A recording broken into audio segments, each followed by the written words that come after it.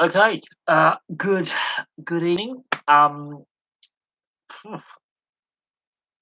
How is everyone? It's the weather's getting cooler now that we're entering mid-September. It's obviously now less than a month until the Rugby League World Cup, and yeah, the weather's definitely changed. We're due for a spell of dry weather again, but the weather's definitely changed. It's getting cold. It was freezing this morning when I left for work, and it will be interesting to see how the weather actually impacts the Rugby League World Cup in October and November.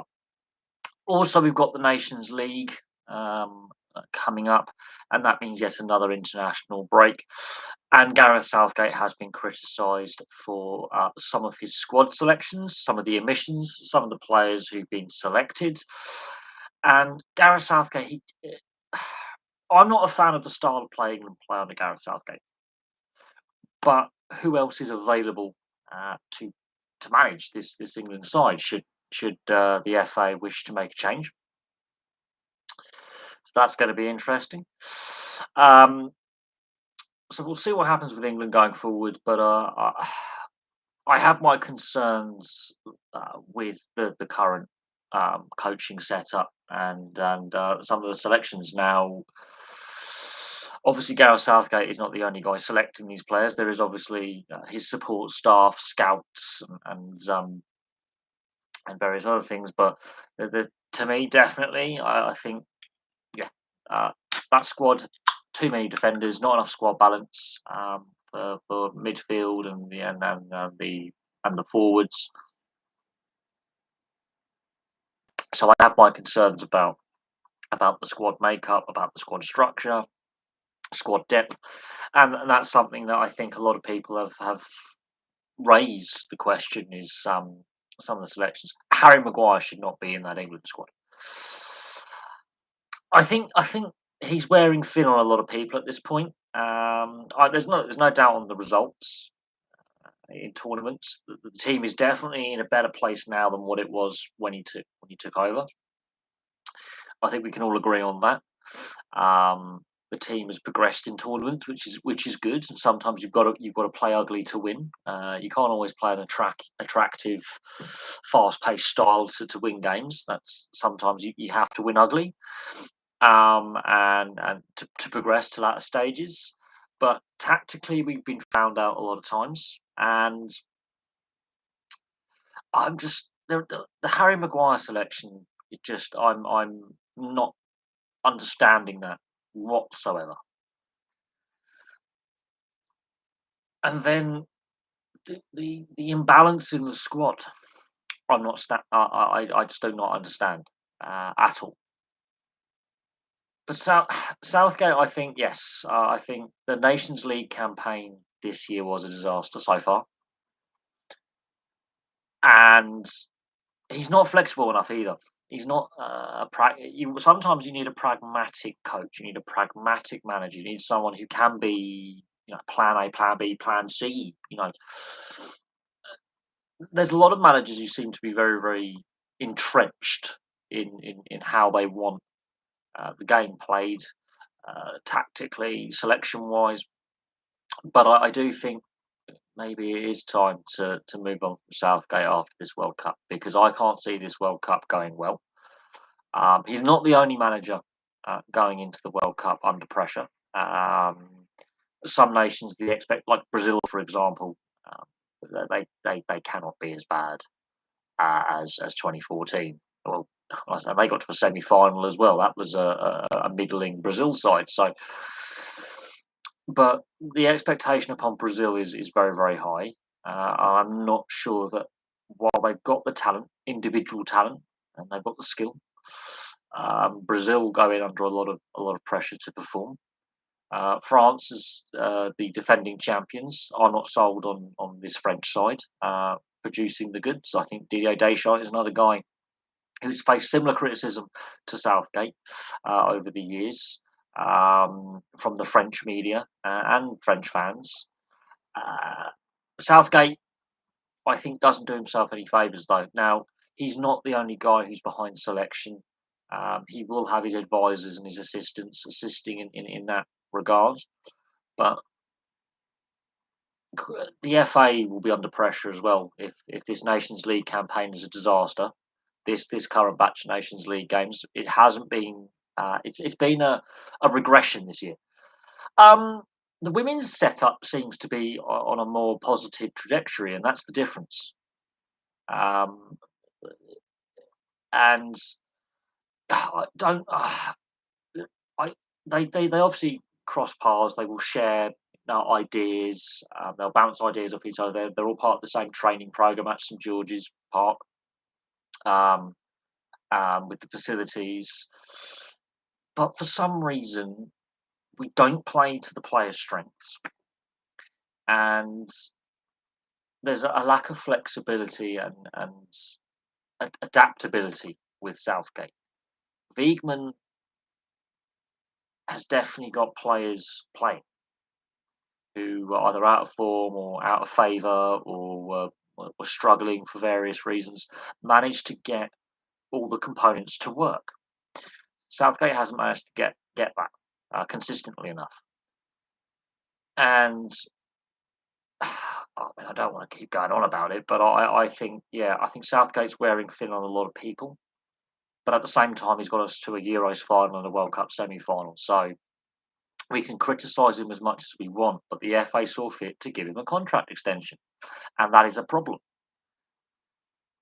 I think for this team to take the next step, maybe a change in the dressing room with the voice and the instructions and the style of play is needed. I think he's done a fantastic job in the sense of the results and the improvement in tournament play. I'm not sold on the consistency from game to game and in game. Like during the World Cup qualifiers against Albania, that first half was the best 45 minutes I've seen England play since England demolished the Dutch in Euro '96. That is how long it's been since England played that well in a game. But it was only for 45 minutes. The second half was disastrous. And that's another problem with England. They can't put in a 90-minute performance often enough. And the fact that I have to go back to 1996, the last time I felt England just, dominated a game, tells you all you need to know. Maybe the 5-1 against Germany, but that's a qualifier. So that's a problem that England have had for a very, very long time. We tried the foreign experiment, didn't work. And Sven was the manager in charge of that 5-1 win against the Germans in Germany, which I think is possibly England's greatest in one-off game, tournament or qualifier, friendly or otherwise. But I haven't felt that England are going to blow similar opposition of a similar level off the field. And back in the Euros, the Scotland game, the 0-0 in the Euros last year, summed up the inconsistency because we beat the Germans quite easily, in my opinion. Did a very good job against Ukraine. First 25 minutes against Italy, fantastic. Rest of the game, not flexible enough. Poor tactical decisions, poor tactical substitutions as well. And then you see how Wiegman with the women's setup and how she's gone about her tactics, the style of play, quick pace passing, quick pace movement. And the women's game is different; it's played differently. The physicality is different, the skill set is different, but actually utilising the wide areas, utilising the through ball, the ball over the top, the through ball, the diagonal, mixing up the build up play. It's always quick build up play. There is none of this slow possession, get a feel for the ball. It's you're on it or you're not on it at all. Running at defenders when you have or haven't got the ball, making the marker or the defender or the team on the defence make the decision. That Norway game, Norway are a good side in the women's game and actually in the men's game as well. They're a very solid, structured program for both the men and women in the Norwegian game. It's a very solid structure. But I mean, look at some of the world class players in both the men's and women's games Norway's produced over the years for such a small population size. And in the women's game, Norway is one of the top 10 teams all time. I think it's one of the top 5 all time for results. But to put 8 past them is ridiculous. I don't see that this England men's side doing that to like the Brazil side of 2014, for example, where they were what Germany did against Brazil. I can't see England doing that against a similar level of team, um, and just blowing a world class team off the field because they've caught them cold, they've caught them, slightly off balance, and they've gone for it. I can't see them. My favourite England team at the moment, all sports and both sexes, England team at the moment.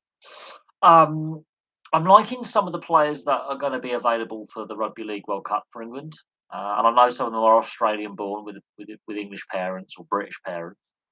Victor Radley is obviously the big question mark at the moment. Will he actually be suspended for the World Cup because he's on report and he's facing the judiciary, obviously? But Victor Radley, for me, it makes it exciting because you've got that ball playing 13.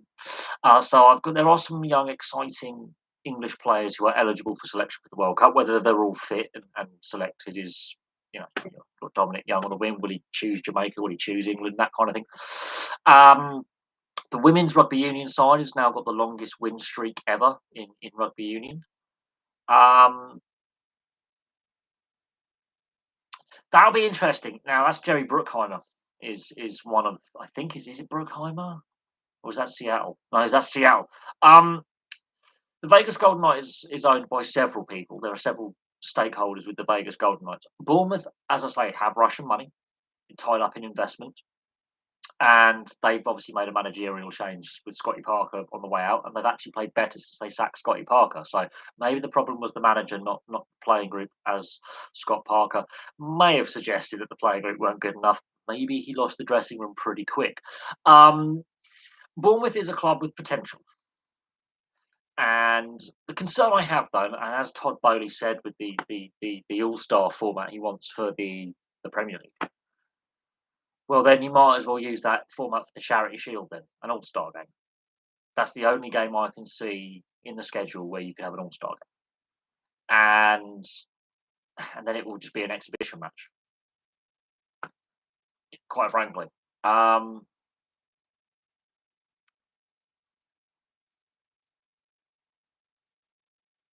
I'll have to look at the Vegas Golden Knights ownership group, but there's several people involved with the Vegas Golden Knights. It's not just one particular owner; it's several stakeholders with that ownership team. But they're worth a lot of money. And the Vegas Golden Knights as a team is one of the more valuable NHL teams right now. Because they get good attendance, their merchandise sells really well, and it's a vibrant location. But unfortunately, what I've seen with the Vegas Golden Knights is this win now mentality. Like, Bournemouth has a great potential. It does. A lot of clubs have great potential if run properly, which they have been for a very long time. And they're a very stably run club. Not always historically. When I get to the Bournemouth history video, you'll see what I mean with they've had struggles in the past with ownership and money problems. But in the last decade and a half, they've been run very, very well. Last 15 years, Bournemouth have been a very stably run team, and for the most part, they've been a top flight side. And Eddie Howe as manager was a big part of that, part of the growth of the team and the stability of the team. There is a lot of room for growth there, but I do have concerns when it comes to American ownership. And as I say, the Todd Bowley, I think he's already burning bridges with the Chelsea fans. He sacked a beloved manager in Tuchel, which was not I did not expect. They've spent a lot in the transfer market, but didn't get all their targets, so they were just going after everyone, it seemed. And the structures off the field have changed. So whereas before with Abramovich would go through managers a lot, there was always a good support structure for the new manager coming in. They did make the Stanley Cup in their first season. The last team to make the Stanley Cup in their first season in existence were the St. Louis Blues. And that was way back in 1967. The St. Louis Blues were also, I think, the first team to lose 3 consecutive Stanley Cups in a row. And then they changed the division structure because it basically meant one of the 6 expansion teams from '67 would make the Stanley Cup final, regardless of how good or bad they were in the regular season. But yes, Vegas did make the Stanley Cup final in their first season. In fact, they made the playoffs consistently until last year. So they've had a very good start to their existence, which is why when people see, oh, Seattle were crap last year, they weren't. Seattle actually played like an expansion team. Vegas played like a team that had been established for 20, 30, 40, 50 years. And Vegas, they the city's bought in fantastically, and it's been a massive positive for the NHL in growing the US domestic market. It's definitely helped with their new TV deal with ESPN, which they've signed for this season. Fox did not want to continue. Sports Network, NBC, which is SNNBC, so Sports Network. The Sports Network bit of that didn't want to continue. You've got the regional broadcast, but Fox has been bought out anyway. But the ESPN deal is massive for the NHL in the US, massive, and Vegas is a big part of that. The England women's cricket team is decent. It's solid. I wouldn't say they're the worst. I wouldn't say they're the best, but they've done a lot to grow the game in this country. I think they are underrated, but I think the women's rugby union team are on a fantastic run on win streak. I think it's now a record of 24 in a row they've won. So every time they win a game, it's a new record, and they look quite good. Bill Foley, yes, Bill Foley. It is interesting that they're interested in Bournemouth and they've made an approach. It is very, very interesting.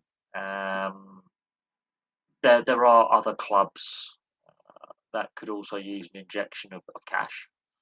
But what is interesting with American owners, most of the teams that have American money have some form of red in their kit, be it claret, which is a very dark red, like Burnley, Man United, Liverpool, they've got American owners. Aston Villa obviously had American owners.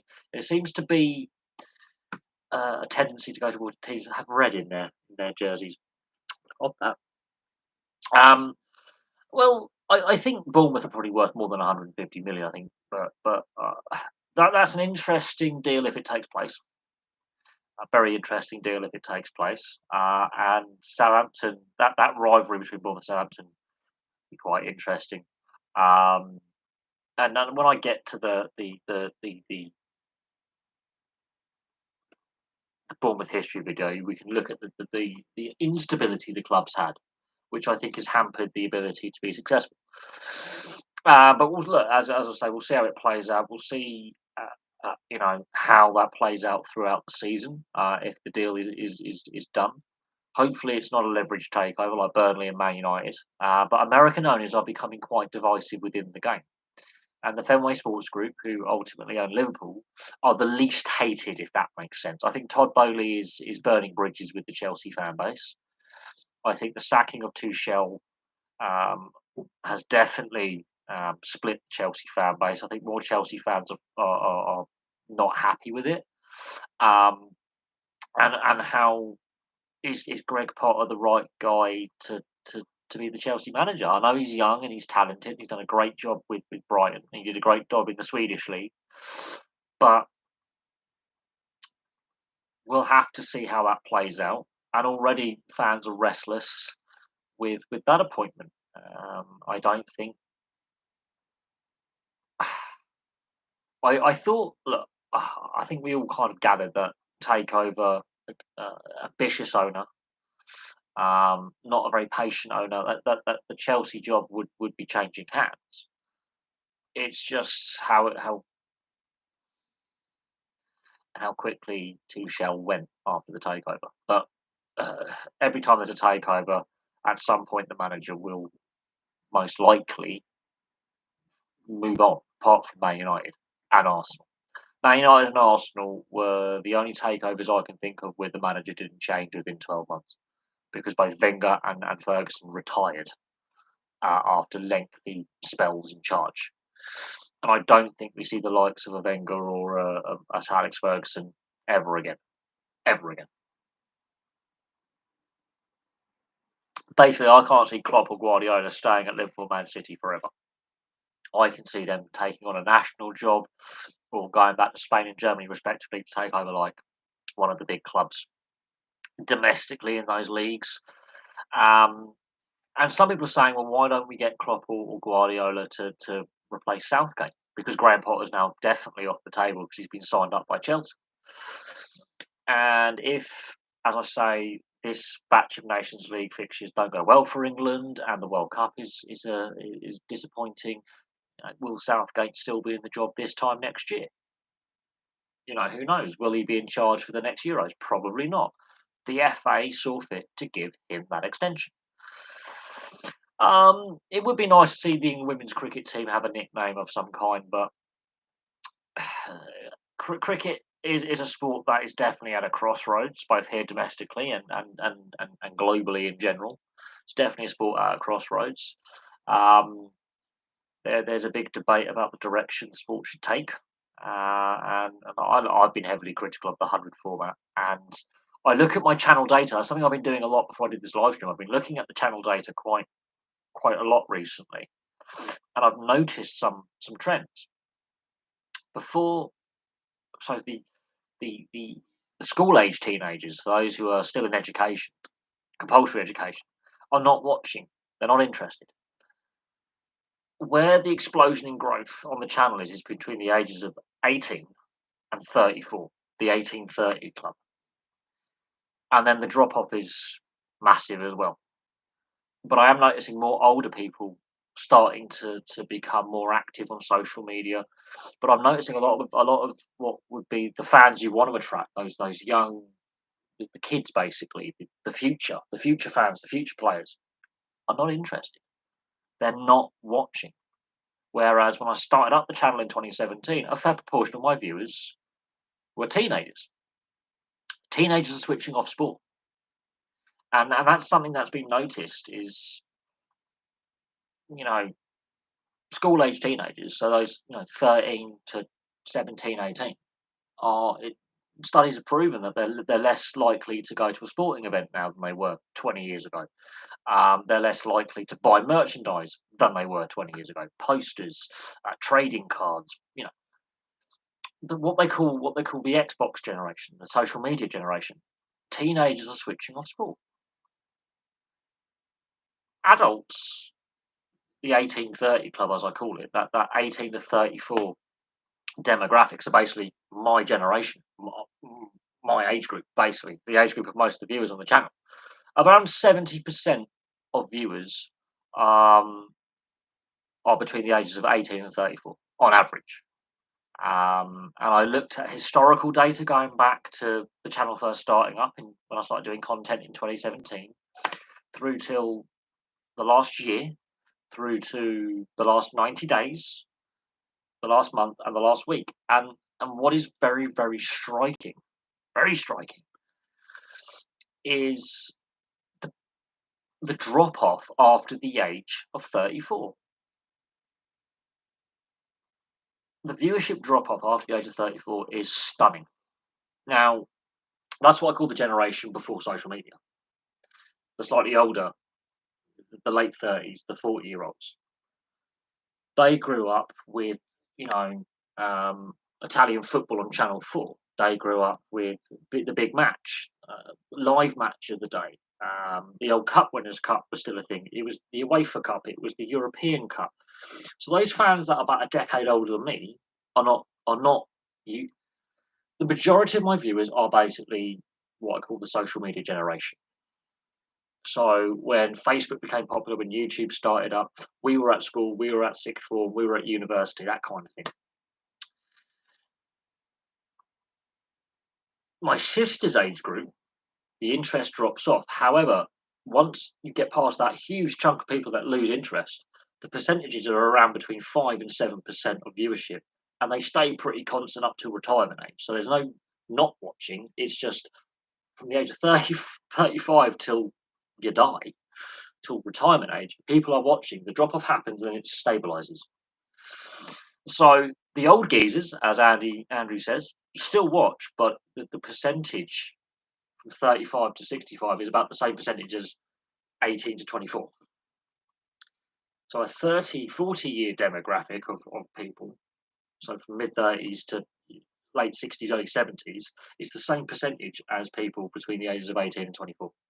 Um, I think me and my mates growing up love sports, especially football and rugby, our kids aren't interested. We try to get them interested, but it's a waste of time. I do think the video games, the technology side of things, and the cost of living, yes, that has been mentioned. The cost to take your kid or your nephew or your cousin or your younger brother or sister to a game, to a sporting event, is prohibitive. I took my brother to a couple of ice hockey matches, and it was quite prohibitive. Even though he got cheaper tickets than me because he was classed as a concession ticket, prohibitive is the term I would use because you've got to feed them as well. You can't just go, "Here's the game, watch the game." You've got to feed them, which is annoying. When you do go to a sports event, the cost of food and drink is what regularly gets criticised. Um, but the data is that from the age of 35 to 65, a huge 30, 40, and 65 plus, so we're talking really old people here, like 60s, 70s, and 80s, they are watching on YouTube, ironically. They are watching on social media. They are watching on streaming services. They are watching in general. That 30 to 40-year grouping makes up the same percentage as the 18 and 24-year-olds. So they are watching, but they're not really, this is not their format. They're probably watching on the TV. They're probably listening on the radio, but they are interacting. They are involved in sport. The teenagers are not interested. Not interested at all. And that really stuns me because when I first started out on the channel 5 years ago, at least 5 to 10% at some point, depending on the video and depending on the time frame we're looking at some point would be 13 to 17-year-olds. And now it's stopped. And that stopped quite some time ago. It just stopped. And I don't know why, because the topics haven't changed. When there's a sacking, when there's a transfer, when there's a live sporting event like the Six Nations, the Rugby League World Cup, State of Origin, whatever I'm discussing, the sports I discuss haven't changed. The match reviews haven't changed. I'm doing more history videos now because I like doing them and career videos of players who've retired or who have reached a career milestone. But we're still discussing sport. The channel hasn't changed. I've improved my delivery and what we discuss. The channel hasn't changed. What has changed is the demographics of viewership. And I've noticed more older people are watching now, especially over the age of 65. There was a period where no over 65s were watching. Suddenly, there is about 5% of the viewers, sometimes as high as 10% on a given week, are over the age of 65. They're over the age of retirement. That is stunning. Also, the percentage of female viewers goes up and down. For the majority of the time, no women watch. And if they are women, they don't declare they're women on YouTube because on social media, a lot of female sports fans, especially, or just female viewers, will hide their gender so you can't get an accurate reading. They'll pretend they'll put up their profile name. So in this case, you're all using your Chester, Jordan, and you're using your actual names, but they'll actually put up a fake name and claim they're men. So they avoid the trolling because some of the sexist comments that I've seen and some of the um, derogatory comments I've seen, like aimed at female players in women's football, for example, or female officials, be it club owners or you know Raylene Castle when she was in charge of Rugby Australia. That became a nightmare with the Israel Folau thing. The comments I saw in comment sections on my videos and other videos, the social media nightmare. I wouldn't have wanted to be, a 20-something-year-old female fan of rugby union at that period. I wouldn't have wanted to be. Um, and whether and that does concern me. So at the moment, the percentage of female viewers of the channel is low, and it's lower than it used to be. So I'm seeing women switching off sport, although they are starting to come back. Um, I wouldn't say, Jordan, you're the youngest. There are people younger than you who, Casey, who's one of my moderators, who occasionally pops in and out. When he started watching the channel, I think he was like 14, 15 years old. He's an ice hockey fan. I've met him at a few games. When I went to go to ice hockey a lot, we support different teams. I think he's now actually in the 18 to 24 bracket, ironically, because he's just grown up. But what is scary is that he wasn't the only, teenager watching video content. So for some reason, that has completely stopped, and I do not understand why. But when I look on, fan pages, and I look on, sports, other YouTubers, I am seeing that, yeah, the average age is as what I say is the 18-30 demographic. What would be your classed as your mate's holiday, kind of Magaluf, Falaraki, kind of Malia. Think of it like the in-betweeners. You're aiming at that 20s to 30s demographic. And okay, that makes logical sense as they're the demographic most likely to be interested in YouTube. And what YouTube, has seen a trend is a lot of younger viewers or 18 to 19 on, they're starting to turn off YouTube and go to Instagram and go to Twitch and all these other multiple social media outlets. That is something that has been noticed. But so I've been looking at my data, and what really stuns me is once you get to the age of 35, there is a hardcore fan base over the age of 35 that's older than me until retirement. I have got viewers in their 70s. That's great, but I'm surprised that the drop off is so sudden from the age of 34 to 35. There's a drop off of about 40%. So on average, it's around 40 to sometimes as high as 60%, depending on the video and depending on the month or the week or what sporting event's happening. On average, it's somewhere between 40 and 60% between the ages of 25 and 34, my age group. Suddenly, the percentage, the chunk of viewership just drops off a cliff. And then it stabilizes. So it nothing shoots up and then it stabilizes. That's really interesting. And that's something I've learned is looking at that kind of data.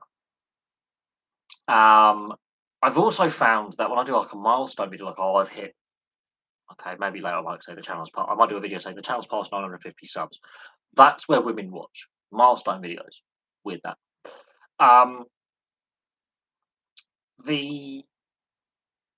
When I do cover women's sport, not a lot of female viewers watch either.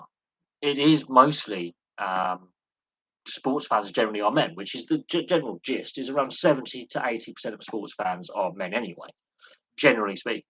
But I've covered women's rugby union. I'm going to be covering the Rugby League World Cups because the women's and men's are played at the same time, like double header games. So there'll be a women's game and then a men's game, for example, on the same day. Even then, when I'm covering a women's sporting event, women's sport, I'm not seeing the women in the comments and the viewership figures to back that up to say, "Hi, I'm a female fan. I like this sport," or "Thank you for covering our sport." Maybe if I did netball videos and said, British netball, or English netball, Tracy Neville's stepped down as head coach, or whatever, or she's been promoted. If something like that was to happen, I might get some female viewers, but for the most part, they're not interested in sport on this platform. It is like I'm pitching. Maybe. I wouldn't say I am. I know that my mum is a subscriber and watches some videos. I've got some female friends who support the channel, who subscribe and watch. We're talking maybe 5 or 6 women that I know of who openly go, "Yes, I'm subscribed, I watch, I support, I follow, I share." That really is stunning that openly only a handful are like, "Yep, we're good luck, we'll support you, we'll watch your content, we will, share your content." And a lot of them do have an interest in sport. I'm surprised there's not been a bigger deal made out of the women's rugby union side being, well, so dominant right now. Because those videos, when England this time last year when England played New Zealand and the US and Canada and just wiped the floor with all of them to start, you know, beating the New Zealand record and then just carrying on with their win streak. They were very popular videos. A lot of viewers watched them. They were very popular. They weren't divisive. There was a lot of support um, for that content. So the women's rugby union did really, really well, um, and people still watch those videos now. They are still watching those videos now, and the aftermath of that was the Black Ferns. They've had a review. They've had a coaching change. All sorts. Um, Families love sport as well. I don't know whether netball fans are on social media. They're in the arenas on. They're in the arenas on that are right. Okay, right. So you don't know whether netball fans are on social media. They're in the arenas. They watch on YouTube, but if there's an online community like a fan forum, that's a good way of putting it, you haven't found it. Um, Follow UK Netball on Twitter. You probably will see a lot of female fans there. That's the closest you're going to find to a fan forum would be the individual teams' Twitter pages. Um, I have noticed ice hockey does have a good female following. I have noticed, and I'm noticing more now. There is clearly a shift. There is clearly I wouldn't say. Well, obviously, the most netball fans are parent. Well, I obviously, I have at the moment, I've had no need to make a netball video. Maybe I should do a netball video and why netball and basketball had divergent, paths. Maybe I should do a netball video. Um, be kind of interesting. I mean, look, I'm a bloke, as we say, well, I'm your average bloke. Netball to me, obviously, I have no interest in it. I still think it's a fantastic sport. I've got friends who played it, relatives who've played it. Um, but it's like basketball for me. I have no interest, and I have no doubt that it is um, a fantastic sport that has, a good solid player base, a good solid fan base, which we've seen, which we know about. We have a very successful netball program in the UK. The Commonwealth Games, it's one of the more watched Commonwealth sports. The Commonwealth Games. Australia have a good netball program. New Zealand have a good netball program. Um, the viewership figures for netball back up, but it is a very positive sport. Um, and is very well supported. And maybe it is more of a family friendly. I think it is more of a family friendly sport than other team sports. It seems that way. Um, I'm a bloke. It's a great sport, but you need to pick your games to watch. Look, if that's the pro, if the league isn't competitive, if there is really a massive gap between the top end and the lower end of the league structure, that can be a problem in attracting new fans if there's constant blowout scores. When there's a league with a lot of blowout scores and it is a big divide between the best, the middle, and then the rest, but that can pose a problem to not only attracting new fans but also keeping the existing fan base on side and therefore viewership. Um,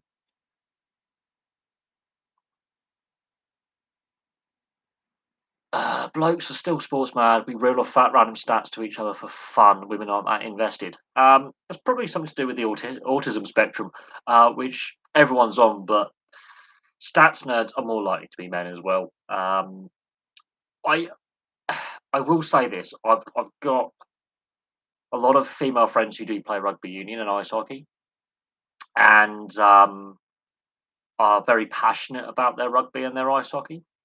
They're the sports to me that seem to be more female friendly, I think is the best way to describe it, or women friendly, feminine friendly.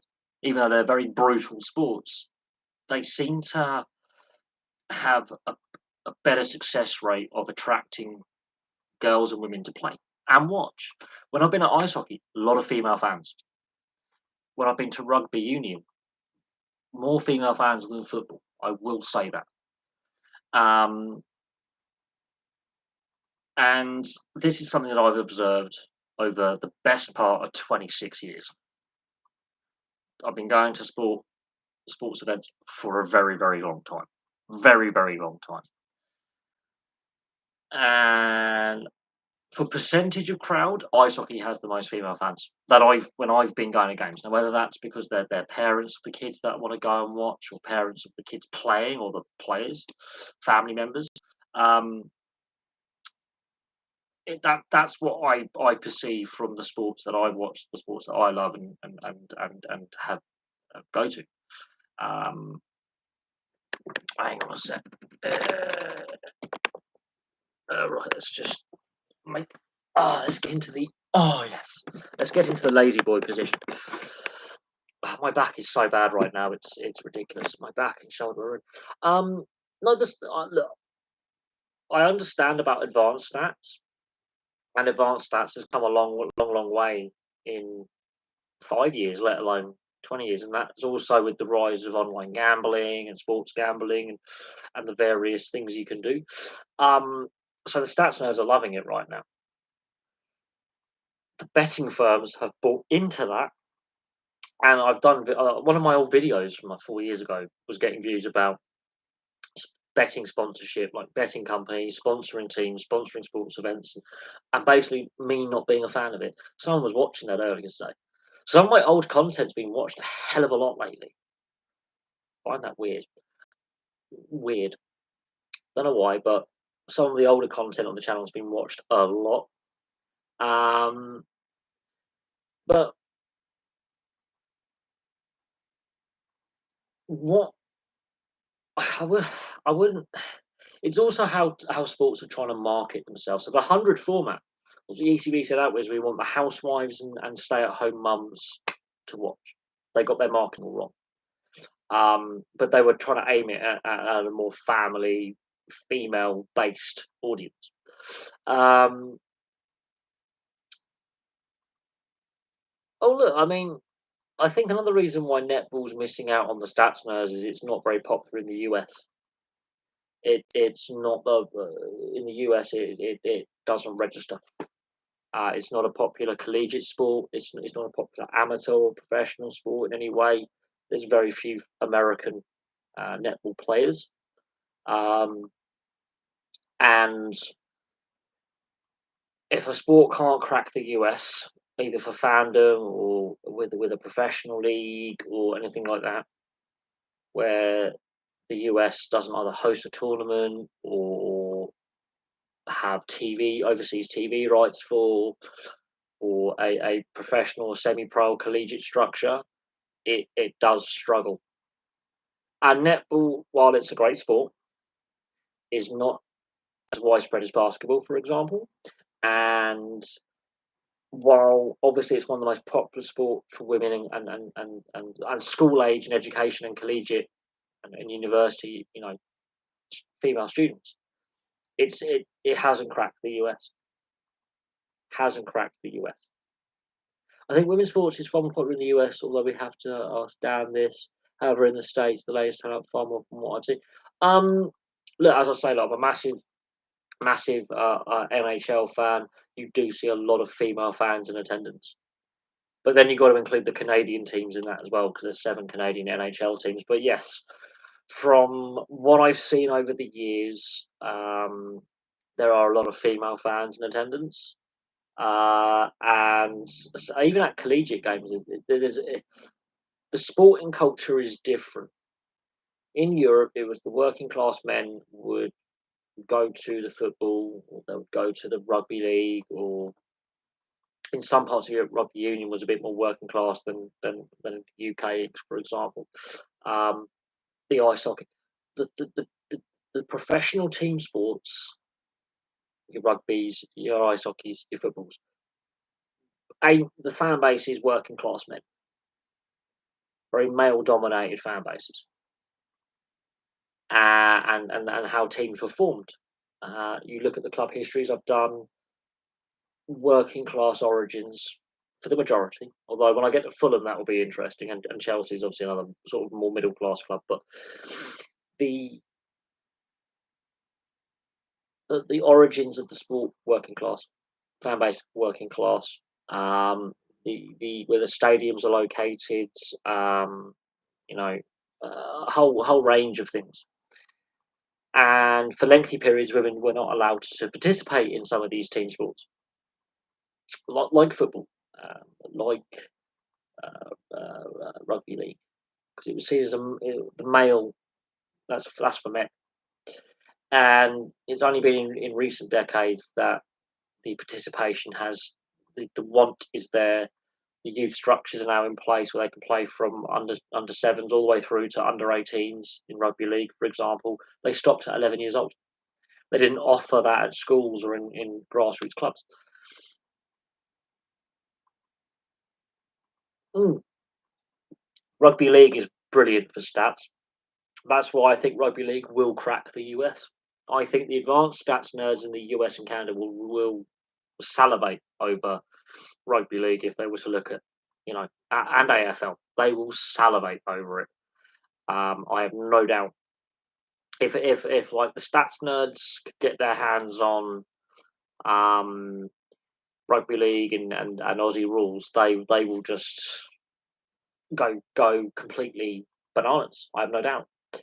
Um, because you've got running meters, you've got kick possessions, you've got run on the last play, missed tackles, tackles made, ball carries, various stats like um, kick returns, possessions, so disposals is the AFL term. Um, Marks, which is when you catch the ball and you mark it, and then you either pass it with basically punching the ball, kick on to the next player. So that's called a disposal. Tackles, disrupted disposals, their intercepts, all a whole host of drop goals or field goals is the rugby league term. Drop goals, the rugby union term. 40-20, the 20-40, which is a rarer kick. Um, Repeat sets, tries, try assist via kick, try assist via pass, involvement in a set scrums one against the head, line out throw. Rugby union, rugby league, and Aussie rules are meant for stats nerds. Chelsea. I've done the Chelsea history video. I will look when I get to the Fulham video. No, no. Stamford Bridge was meant to be for Fulham Football Club. And they were trying to attract Fulham to play at Stamford Bridge and leave Craven Cottage. And in the end, they stayed at Craven Cottage, and so Chelsea got set up because they needed to fill the stadium. Stamford Bridge was built basically to try to attract Fulham to Stamford Bridge to make the developers money. Fulham wanted to end up staying at Craven Cottage down the road, and therefore Chelsea Football Club was born. I did the history video. Fact. But when I get to the Fulham video, you'll notice that the London Broncos used to play at Craven Cottage for a while and were called Fulham Rugby League Football Club. So it wasn't just Fulham Football Club playing at Craven Cottage for a period of time in the 80s, the Rugby League Club as well. So the interesting thing is when we get to the Fulham video, which I'll do tomorrow, there's going to be some interesting facts that we discover and discuss. And the history series has been fun all summer, and I think I'll try and get as many clubs done before the World Cup. I think that's my goal, and we'll see like how far we get by the time the World Cup starts. I want to do some more European clubs as well. Done a couple of German. I've done Real Betis. I've done a few German clubs over the years. I want to get more European clubs histories done. And I want to look at the Bundesliga because obviously people are saying, "Oh, it's Bayern Munich's league. They win it all the time, and they've won it a lot." But it's going to be interesting. But yeah, West London's interesting because you've got Brentford, Fulham, QPR, and Chelsea, and Fulham and QPR, Loftus Road is where rugby union and rugby league have been played. Mostly rugby league, ironically. Loftus Road has hosted the Great Britain Rugby League side more than once, and Fulham has hosted the London Broncos when they were Fulham Rugby League Football Club back in the 80s. But yeah, for some reason they decided to be more football based because Richmond is where a lot of the London-based clubs used to play out of, and then you've got Esher as well, which is on the edge of Surrey and London, and then other areas in London with rugby pitches. But football is more the sport of London and West London in particular. And yeah, in South West London, you've got Richmond Rugby Club, and that's where a lot of the London clubs like London Irish used to play, and Wasps and Saracens, and a lot of the other London Welsh used to play out of Richmond. Yeah, Loftus Road is one of my favourite stadiums because you're so close to the action, and the front 2-3 rows are actually below pitch level, in the sense that your eye line is pitch level in the front row. The second row, you're just above pitch level, and the third row, the pitch level will technically be like your knees. So you're really on top of the action at Loftus Road. It's a fantastic, tight, intense stadium, and for I think it's about 18,000. The atmosphere is um, insane. Ooh, hopefully you get the job at Sacramento. I really hope you do. And we'll see what happens with their stadium issues, and if they can actually get a stadium that meets MLS standards, and gives them, some stability there, that they can become um, a MLS team. I don't know. There is no technical minimum size. I don't think. I think there's parameters that a football pitch has to meet. Um, I don't think Twickenham's too narrow. But the problem you have is it's the home of the Rugby Football Union, the RFU. And what is interesting is the formation of Rugby Union, Rugby League, and Association football. Ironically, the pitches were all the same size, just with different lines in different places. And I wouldn't have thought it's too narrow, because other stadiums around the world host Rugby Union, Rugby League, and football. So, for example, the Sydney Football Ground, which is Anzac Stadium, or ANZ. That's the one, ANZ. Hosts the Waratahs, um, the Sydney Roosters, and Sydney FC. So I can't see that Twickenham's too narrow. It's whether I'll have to double check that, because I don't think so. Not for a stadium that big.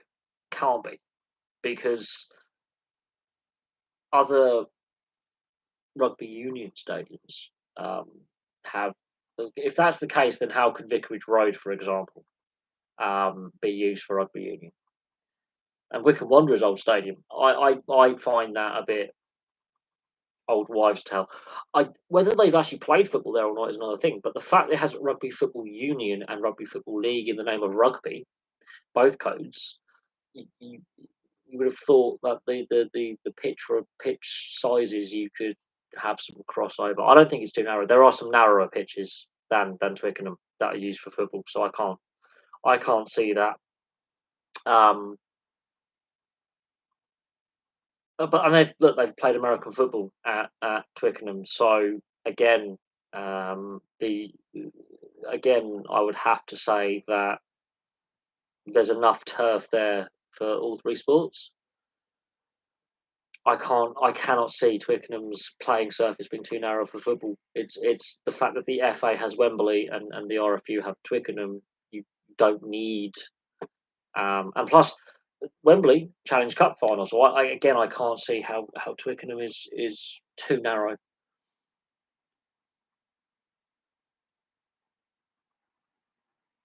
So no, I don't buy that. The best one, I think, for a multi-use stadium, other than the Sydney Football Ground, has got to be Suncorp Stadium in Brisbane.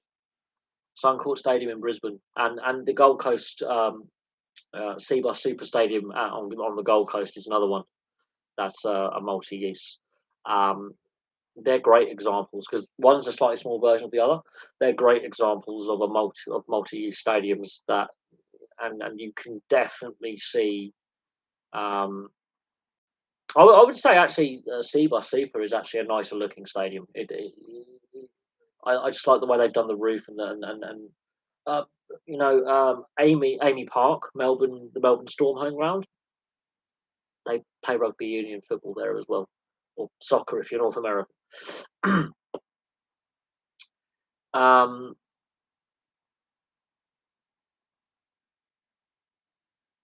so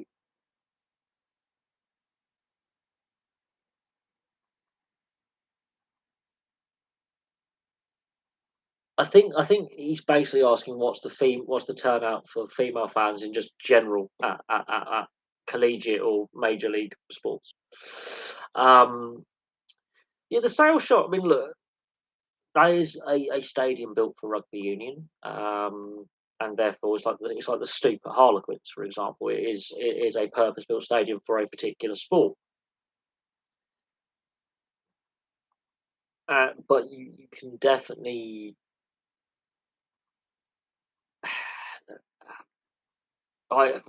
Got me there, but no. I'll be interested, Dan, as well to see what the turnout or what the percentage would be of female fans in attendance in the UK versus the US at sports events. I would be very interested to see. From my experience, ice hockey for percentage has got to be the highest when I see fans in attendance. Um, and I've been to a lot of sport. And I'm hoping. When's my holiday? I'm hoping to go to one of the Rugby League World Cup semi-finals if I can, because I've got a holiday. I've got some vacation booked. We were having a discussion earlier about how female and certain ages switch off from sports. Yes, we were, and again, it's just that the last few days I've been looking at my advanced stats on my YouTube analytics on the YouTube Studio, and they do tell a very interesting story. And it's a trend that I think's being backed up across the board. And I know another reason why older fans are watching, but not in as large numbers. They're the ones who have the TV subscriptions for Sky Sports, BT Sport, and they generally watch the sport on the TV, and they get their information off the TV. So when I'm seeing these big numbers in the 18 to 34 demographic, they're the generation that's switching off TV to the new forms or social media like YouTube. So that's one trend that is a noticeable trend. At the same time, older viewers have more disposable income, so they can pay for the subscription services to Sky, BT, the NRL, for example, which is one of the subscriptions that I have. That's something else. One big difference I noticed between Britain and America is Americans all wear merch to the stadium. A lot of English fans don't, or they wear a hat or a scarf. Um, yeah, you're more likely to see the replica jerseys worn and the team colours worn with merchandise. That is something that is more noticeable. However, that trend is starting. Jersey sales are important, and they're normal. And I love collecting sports jerseys. Certain sports, it seems to be more of a thing, um, and it's definitely an area where sports teams do make a lot of their yearly revenues is from selling the replicas of their shirts. Whether they mark up the price too much or not is open for debate, but definitely it's an area where sports teams do make a lot of their non-match day incomes, both nationally and globally.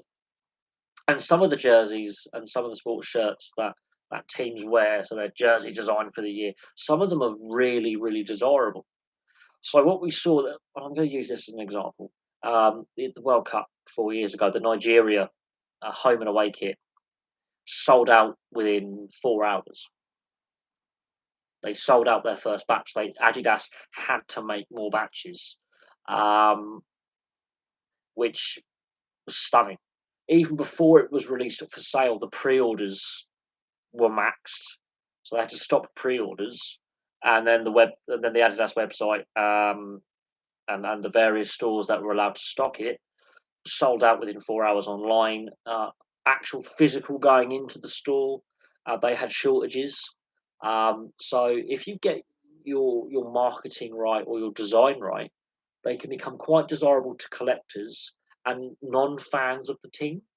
So for me to get a Nigeria 2018 World Cup jersey is damn near impossible. They're going for silly money. Like we're talking ridiculous amounts of money, in the hundreds of pounds or dollars or euros. They are really rare to find a retailer or an independent seller who has got any spare of the 2018 Nigeria Football World Cup jersey. That's just the white and the green. They're just like 24 karat gold nuggets. They're just rare as. Um, let's have a look at what Stan's saying. Well, it's a lot of females for sure, so that automatically includes families, which automatically includes females. Then in college towns like Boston, sports events are used as drinking events, so girls will go with their friends and not pay any attention to the sport, just get blasted, bashed, battered is what we would say, and have a great time. I'm sure teams love it because it usually is a $15 a beer, and if I had to give a percentage for big league events, 35 to 40%. I don't think it's as high as that necessarily, for hardcore fans of a fan base, but yeah. Um, when you've got your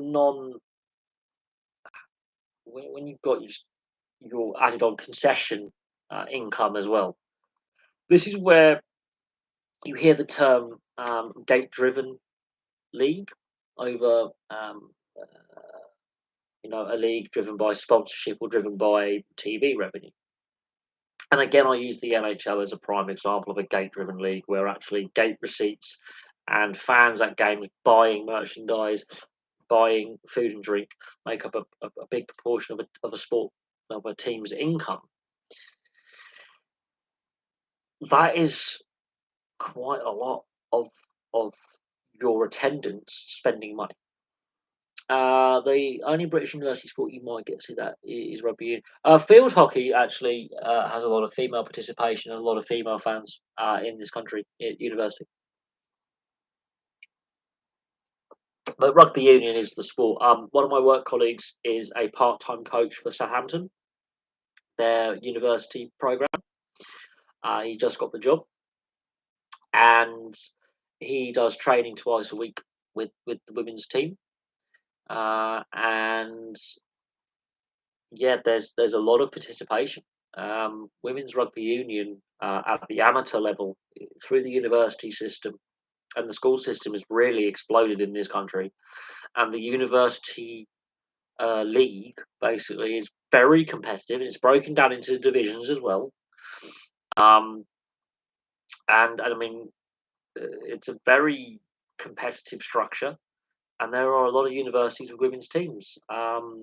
So rugby union's definitely got its participation at grassroots level right. Um,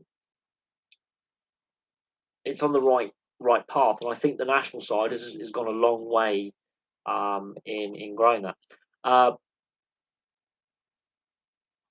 Pre 1990, there were not many female fans at English football. It was just too dangerous. There's loads more now. Yeah, I think you could say the same across Europe as a whole, South America as well. Um, I still think there's a lot of risks, which is really sad to say, but yeah, it's a male-dominated fan base, and the disorder at games. This is where I think Dan is going to be stunned in 4 years' time, or 3.5 years' time, when America co-hosts the World Cup with Canada and Mexico. They're going to be stunned at the possibility of disorder at games. Imagine if England and Germany meet in a group stage or a knockout match, or Holland and Germany. Spain and maybe Spain and Morocco actually has got quite a frosty relationship between the two countries historically as well. Um, Greece and Italy, or Greece and Turkey, there are certain countries that when they meet, there's going to be flashpoints. Um, uh, but there are moments where it's um, quite intense. It's actually 2011, the Vancouver riot, and 94 as well. There were two Vancouver riots at the end of the Stanley Cup playoffs when they lost both finals, 94 and 2011. Um, I bet, I bet big college events like the SEC football, which is American football, I remember, I think. Um, oh yeah, the Southern US, and collegiate football. Yeah, it's mad. The collegiate March Madness with the basketball is ridiculous, and I think the NFL as well to a massive extent, and the NBA. It's more definitely more of an even split or a higher percentage of female fans than other and in Europe, for example. Um, I wouldn't say football is mostly family friendly. It's just becoming too expensive to take your kids. The average age of a fan in attendance, as I say, is the age group above mine on the demographic. So you're looking at around 40 years old with around £60,000 of disposable income. Families are being priced out of the modern game. So the working class being priced out of the modern game. So it's becoming very cost prohibitive. But ice hockey is very family friendly and a lot cheaper to go and watch. Female fans are very minimal in football, except the ones that go with the kids. True, possibly. Uh, FA Cup games is where you see the families come out to play. Closest thing we've had to disorder, yeah, was the 2011. Um, any team in Philadelphia fans, regardless of the team, will their version of disorder and our version of disorder. It's them just throwing beer over beer cans at players and throwing anything at anyone really. The Philadelphia Flyers and Philadelphia Eagles fans especially are known, and the 76ers are known, and the Phillies, just Philadelphia fans in general, they are known to be a boisterous bunch. Like Raiders fans, the old Oakland, Raiders fans as well, are generally known to be a little bit unhinged. Um, but they are famous for their version of fan disorder, which is basically lobbing receptacles of beer, so plastic cups or beer cans, tinnies at the opposition, and they are known to be, for American standards, quite rowdy by European standards. Yeah. But again, this is where it's going to be interesting when the World Cup in 2026 takes place in the US, Mexico, and Canada. That's where it's going to be very, very interesting how the um, Americans, I think they're in for a culture shock, especially with the European and South American teams. They're going to be in for a culture shock. There's going to be, it's like, let's say Germany and Poland are in the same group, or they meet in, let's say, the second round. That is going to be a culture shock um, for the American fan base and the American. It's going to be a culture shock. They're going to be stunned. They just have to look at footage um, of just it doesn't matter. The worst one I've seen was Denver Broncos fans tipping over poor Patriots fans' side when they reached the Super Bowl. Again, baby disorder. Partly because American police all have firearms and tend to shoot you. Um, and their riot police are known to be very, very, very brutal in the US. Um, but no, I mean, they have a completely different. The, when we come up with when you go to like a European sporting event, you get the fans passionately chanting, and you, some of the more offensive chants, Americans just won't be able to cope with that. It is a culture shock when American fans come over here. They watch a game and they listen to some. They don't know what to make of it. You look at all these fan reacts channels and all these reaction channels, but mostly Americans. They're mostly couples or sports fans, and they're reacting to sports videos of non-American leagues or non-North American sports, like rugby and rugby league and our version of football. And they don't know what to make of. They're actually quite stunned. They're shocked that the game is allowed to continue when you've got the offensive chants aimed at a player. Like, I'm not going to obviously f bomb in this one. I'm trying to actually reduce my bad language to make the channel more PG and therefore more acceptable to a wider audience. But American fans and American viewers are like quite stunned about the the,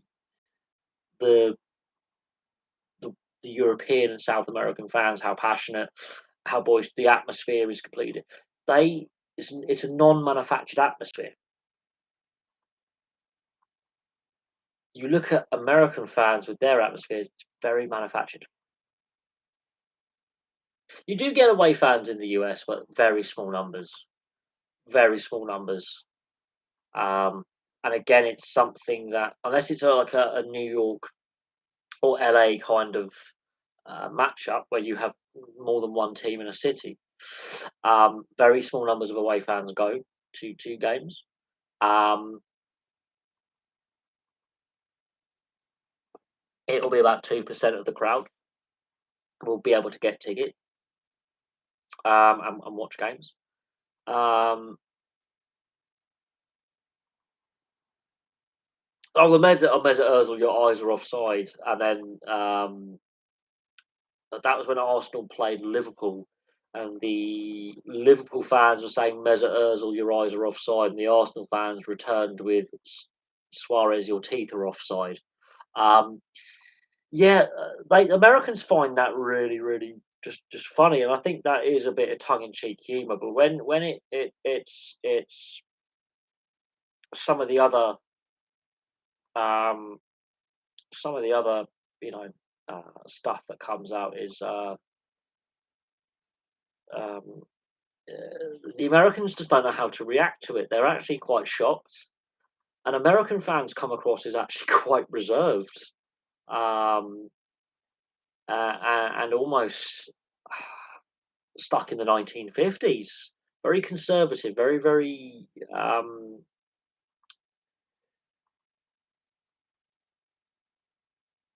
Obviously, some of the Australian and British chants that come out that we come, especially English football and Scottish football as well. Some of the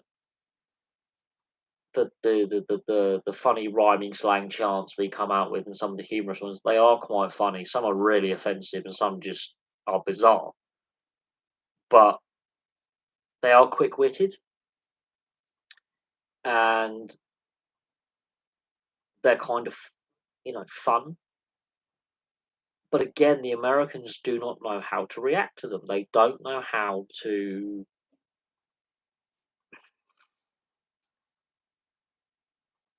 It's like they're in shock, whereas we've just got so used to, you know, fans swearing at games and the disorder we've had and the the atmospheres of games being quite intense. The Addams Family one, yes, that is brilliant. Your father is your brother, your sister is your mother. You all one another. The Addams Family. Ba-da-ba-bum. Ba-da-ba-bum, ba-da-ba-bum, ba-da-ba-bum, ba-da-ba-bum. The- Yeah, there are no topics are off the table. No one is safe. Politicians, royalty, public figures, infamous criminals, like it doesn't matter. Nothing is taboo. It's something that the Americans can't get their heads around, and they are genuinely really. The American fans are generally very conservative. You will not really hear a lot of swearing at American sports events. Um, well, you say that if we were to come up and say some of these things in public outside of a football or rugby league stadium, we are going to get arrested for public disorder. This is where policing with common sense is vital, and this is where I think the Americans in the next World Cup after Qatar are in for a massive culture shock. Remember, in '94, England did not qualify for the '94 World Cup. Ireland did. They were the only home nation to qualify for that World Cup. None of the other home nations, and I want to say Ireland, obviously, Republic of Ireland, England and Scotland and Wales and Northern Ireland did not qualify for the '94 World Cup. Ireland did, and that changes the dynamic. Also, less teams qualified for that World Cup because it was a smaller tournament, which changes the dynamic. And a lot of those nations were a few years earlier were behind the Iron Curtain. So you had to be very careful what you said in a public place because you were at risk of prosecution by the state. So Eastern Europe has now exploded with the freedom of expression they didn't have for the best part of 40 to 50 years. Um,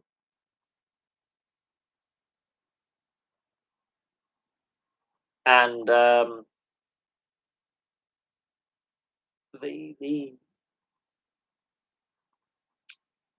the Americans are going to find this time around, all these years later, it'll be 32 years after that last World Cup will be this World Cup, which is fantastic, by the way.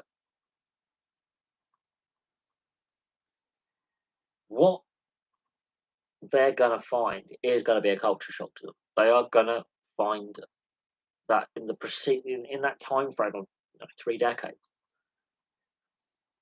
the European fans are very creative, and the rivalries between countries are very intense, and they are going to be stunned. And I don't think the Americans are fully prepared for what is going to be hitting them in 2026. And considering all the interest they have in, buying our football clubs and American companies sponsoring our football clubs and some of the best American players playing in Europe for our football clubs, I do think they're not fully aware of the European mayhem that's going to be unleashed on New York and LA and other big cities. Cricket is interesting. Richard Hadley, the guy selling signs. Yes, look, Barmy Army as well. The Barmy Army. They've now become a trademark. They now make money. The Barmy Army selling merchandise.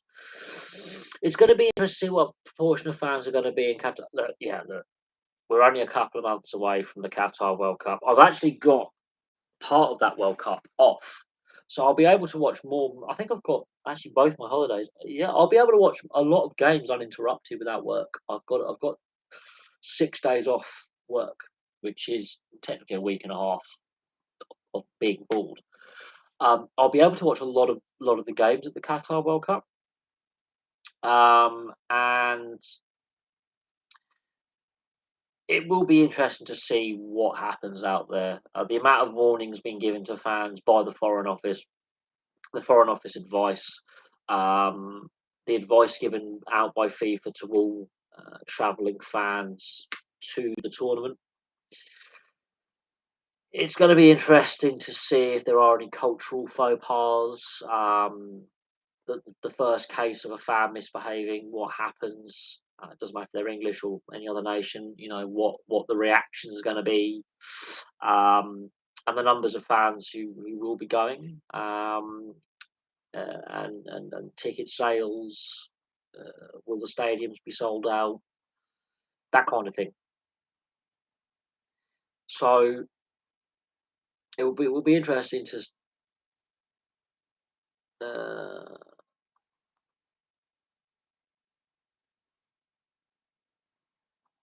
will be very interesting. Have the USA ever segregated the fans at a stadium before? Do they realise what's going to hit them? Well, if it's like England, Germany, or Germany, Poland, or France, Germany, or France, Italy, or Spain, Morocco, or whatever, it could be Hungary. Hungary are quite quite a tasty team with their fan base. Um, Greece, they've got some of the South Americans, like Brazil, Argentina, could get quite tasty, for example. Argentina and Chile can get quite tasty historically. There are, it, I'm not sure the Americans are going to be. When you say like 90% alcohol, it's 90% of the fans are going to be consuming alcohol. Um, But are the fans willing to pay like the amount of money that they charge? Well, look, we'll see what happens. There's going to be fan zones set up. There's going to be, a lot of sports bars are going to make a lot of money. But the culture in America, when you actually go into restaurants and bars, tipping is a thing. Tabs are a thing. I'm going to see some cultural faux pas. We're going to see that. We are going to see some disorder, I have no doubt, in the American World Cup.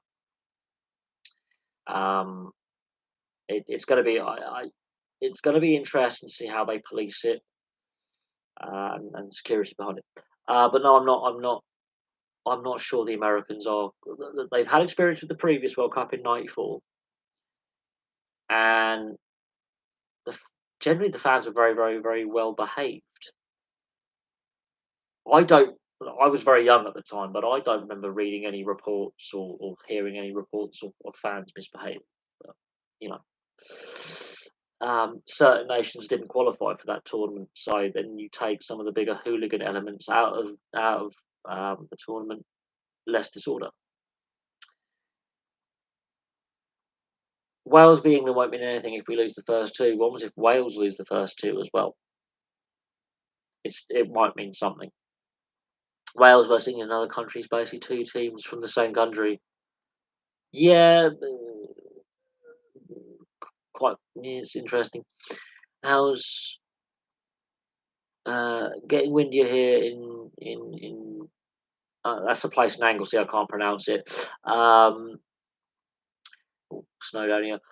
Would be interesting if the chants involve political things like Trump in a southern state. How the US. Oh dear. It's going to be in 4 years' time, or 3.5 years' time. So the political situation in the US will not be completely different. There's probably going to be some. If England and the US are in the same group and there's like an incident, like a mass shooting or something, um, there could be some awkward. I'm not sure how the Americans are going to respond to some of the European chants, basically. And there's going to be some there's going to be some moments where it gets tense.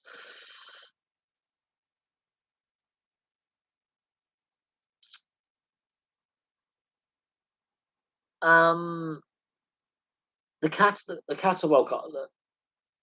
As I say, the guidance being given out by the various foreign offices or state departments is another way of looking at it. The US State Department, in regards to alcohol consumption, fan zones, what is and is not acceptable, um, you know, have been quite strict. What is acceptable in public, what isn't. You know, behaviour, laws on homosexuality, drug possession. Qatar has some very, very strict laws, and where a lot of other countries, for example, cannabis is legal. Um, Possession for personal use of narcotics is legal in a lot of countries, even the Class A stuff, or Schedule 1 is the official international term, where if it's personal use, it's legal. Qatar, 15 years in prison minimum, sometimes death penalty for drugs offences. You have to be pretty thick to try and, you know, but again, these warnings have been out and in place since last summer, with what we saw at the Euros final um, last year. Um, these, you know, the the media, social media, the Foreign Office is quite clear. Don't be stupid.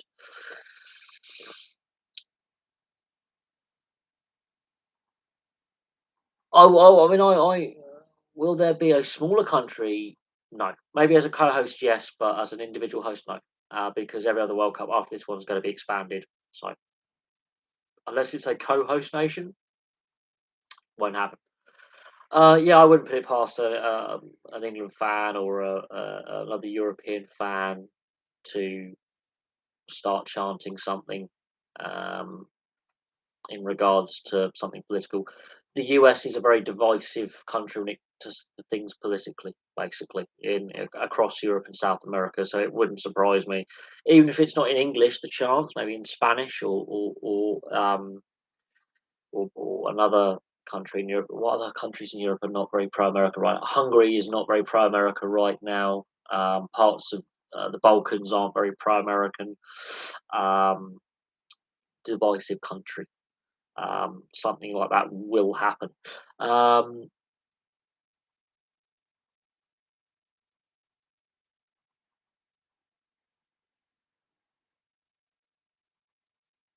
I know British culture. I know what chants will be. The Aussies as well. They're known to be pretty brutal with what we would call sledging, which is basically what football chants are. Is fan sledging. Um, um,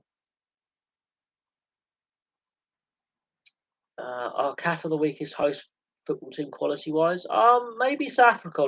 Maybe South Africa is slightly um, further up. USA versus England would have been risky after 9/11. Um, not so much. I think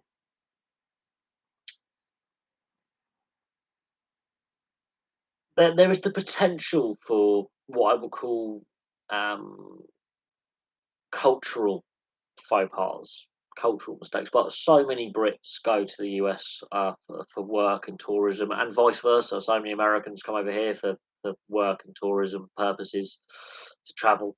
So there is that kind of cross cultural sort of exchange. But when you've got something like, if this was like rugby union, which again the US is hosting both men's and women's World Cups in rugby union in the 2030s and late 2020s, um, no problem, not a problem at all.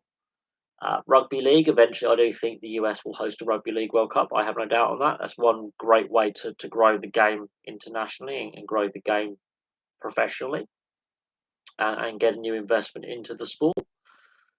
I don't see a massive problem there. Football, however, as we've seen, it's not just a British problem, it's a European and South American problem. Fans cannot behave. Um, and when there's a sports riot in the US, because they're not used to having small scale disorder where a couple of groups of fans will have a bit of a punch up. It's nothing or Vancouver in 2011 or Vancouver in 94 or Denver in 99. Um, And generally, it's when a team wins or loses, it doesn't matter. 70% of riots, what's classed as riots, are actually sport related in North America, which I find interesting. Um, and when things go pear shaped, they go pear shaped big. Look, if there's disorder out there, it could do a lot to damage the relationship between the European nations and the US. But I think the politicians have done enough of that already.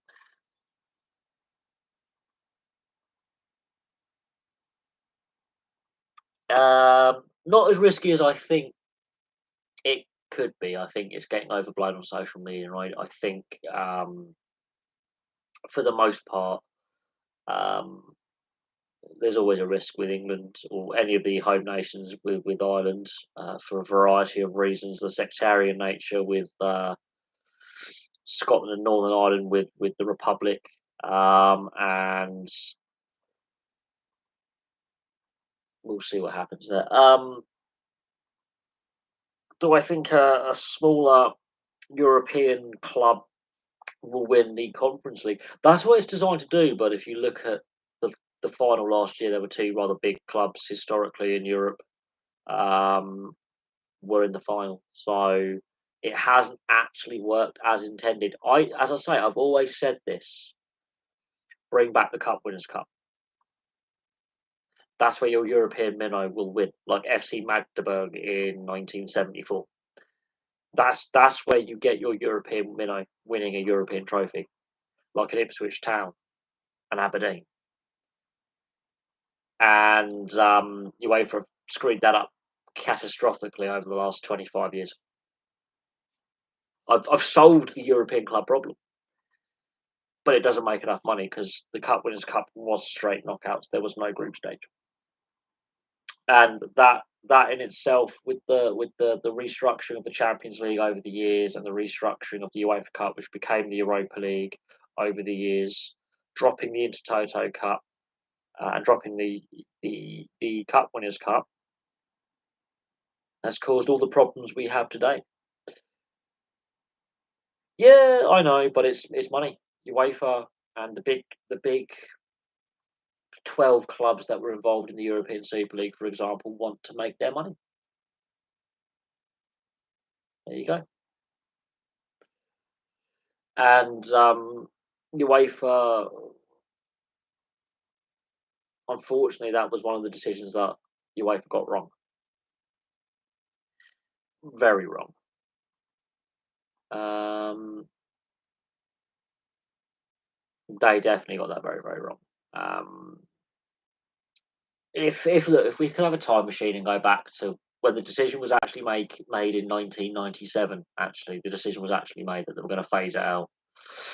Um, I think that was a decision that we could happily reverse, and I think we wouldn't have the problems we've had today with the European Super League idea and with the bloated Champions League group stage. Third place teams in the group go to the Europa League, so the devaluation of what was the UEFA Cup. Um, the UEFA coefficient is another thing I would get rid.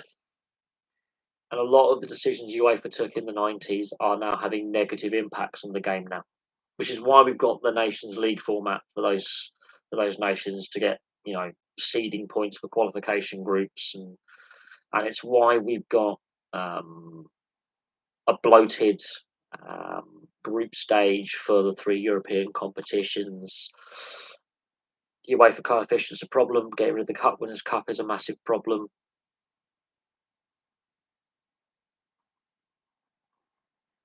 Uh, it's all about the thing is, UEFA have got some great TV deals in place. They make a lot of money. That's a lot of games you can sell. Um, but what the viewership figures are like, probably lower than they've ever been. I couldn't tell you. What I can say is big mistake, at least in this country, for the TV rights for European club football going solely behind a paywall. Even Sky were like, that's a bad idea. Sky, when they lost the joint rights with ITV, were like, that is and Channel 5 for the Europa League and Champions League. Even Sky was like, this is a very poor idea. This is very bad. We like having the joint rights. It's what we've bid on since the early 90s. When you've got a competitor going, or a subscription sports network going, that's a bad idea, generally it's a bad idea. When an industry leader is going, you don't want to do that. It's generally not good idea. Whether with the Champions League format change that we are supposedly, if it does get ratified, going to have, whether the next bout of TV negotiations we get free to air coverage back, that will be interesting. Very interesting. I've noticed a lot more free to air coverage on a lot of sports that wasn't there before in the last, I'm going to say 4 years, even just before COVID. And so there's been a lot of pushback by fans, and the TV companies that you have to pay for are feeling it. They are starting to feel it a little bit. There's a bit of relaxation and less resistance. So, oh god, the two group stage format that didn't last very long. That UEFA definitely got that one wrong, and they quickly went, "We'll get rid of the two group stage format." That did not last long at all. Which when I was a kid growing up, I didn't really mind. I just wanted to watch as a casual neutral a European game. It didn't matter if it was a group stage or a straight knockout, home or away leg or whatever. I didn't mind I don't mind watching a group stage game as a neutral. I don't, because I like watching what the other team brings to the table. But when you've got the dead rubbers, and when it is very clearly obvious that that team is either dropping down to the Europa League or is not getting out of the group, and you know it's a dead rubber, that's a meaningless game. I don't like it. When the groups are balanced and even, and any one of the four teams can get out, then that's a good group. Some groups are stronger than others. Some groups are more competitive than others. On paper, some practice on the results that obviously you qualify and don't qualify. And it's generally after the first round of group games, the first half of the group stage, that you can tell this team's making it out, this team isn't.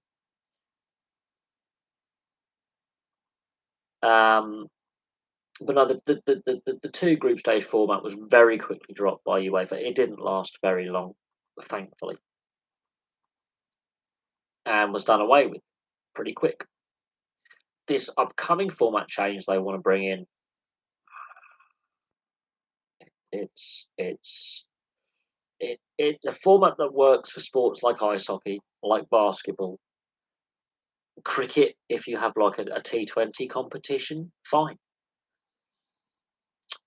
Doesn't work for football, and unfortunately, I fear UEFA are going to go ahead with it. It benefits maybe a handful of teams financially. Doesn't benefit any teams on a playing perspective. Doesn't benefit the players. And the traditional format works best, but like a traditional domestic cup competition. But we're so far down the road now. UEFA, there's a lot of finance at stake. But the mistakes that UEFA made was in the 90s. And as I say, 25 years later, the effects are still being felt from the decisions taken in the mid 90s. And I do feel that they were very short sighted decisions that, in the short term, obviously were good for the sport. There is no doubt on that. And definitely reform was needed at the time. The long term effects were not envisioned as they have been.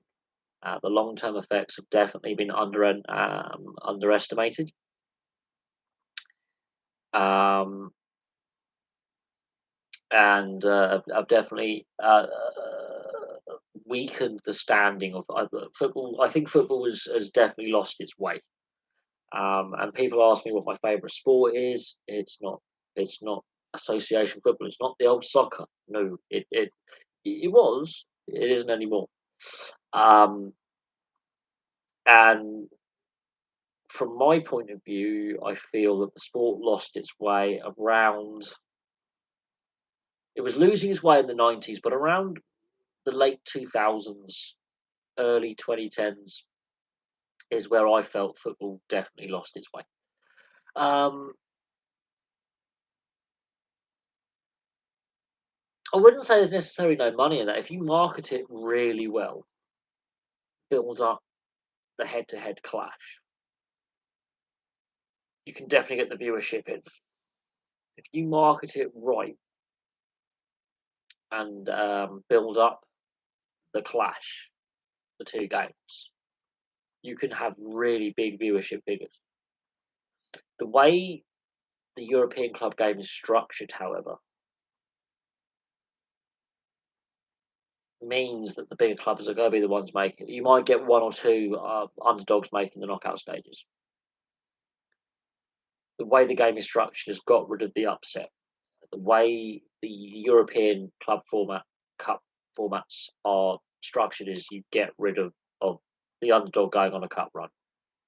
You get rid of that outsider making a final.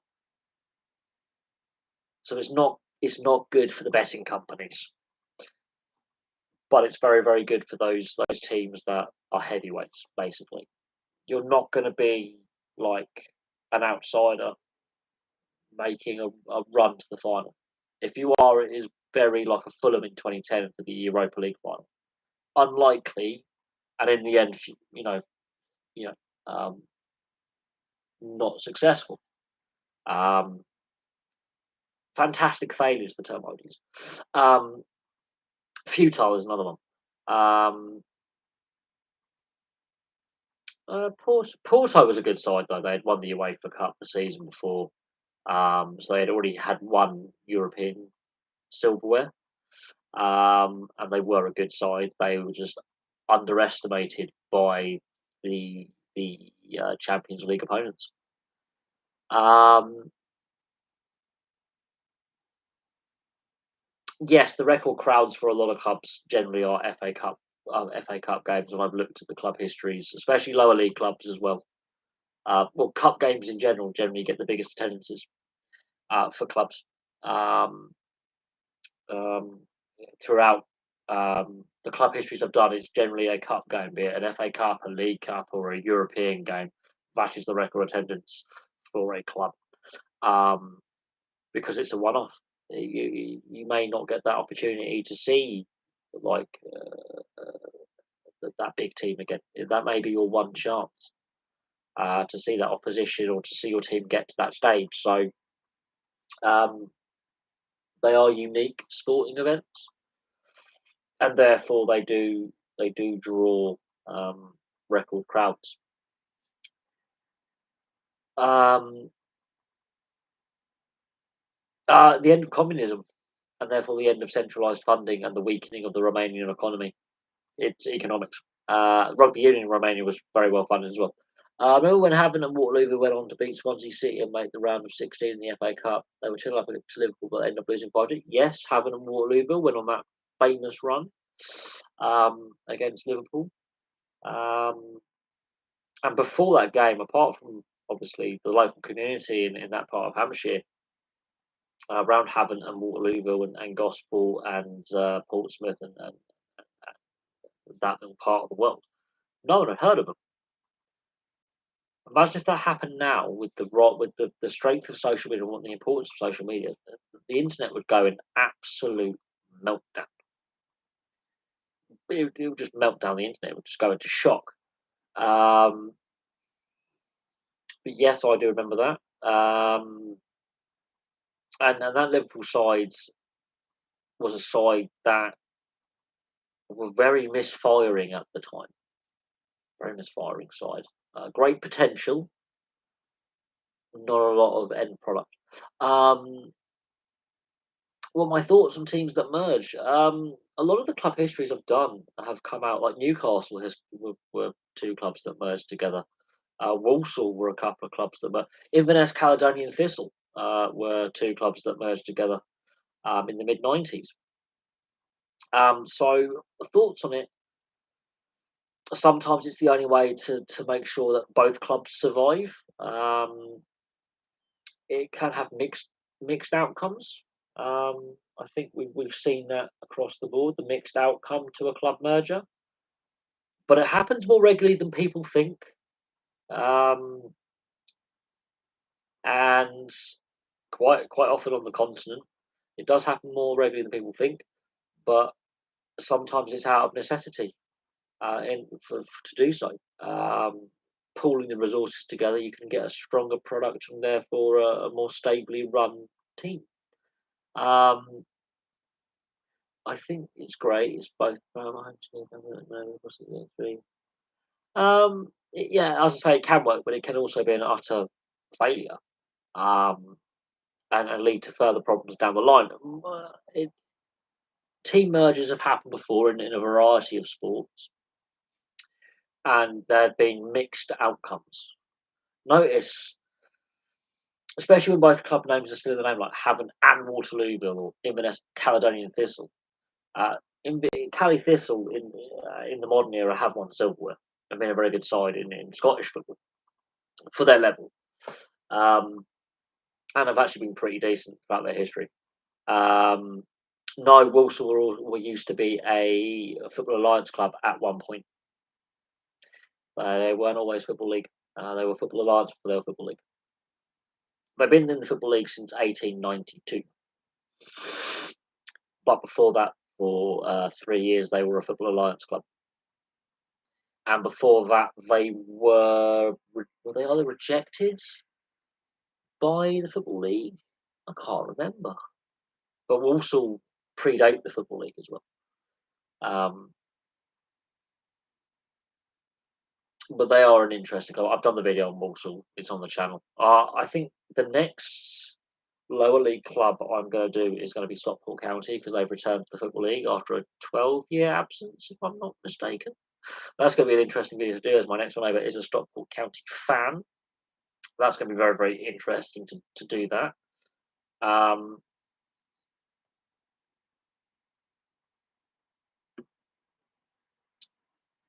um,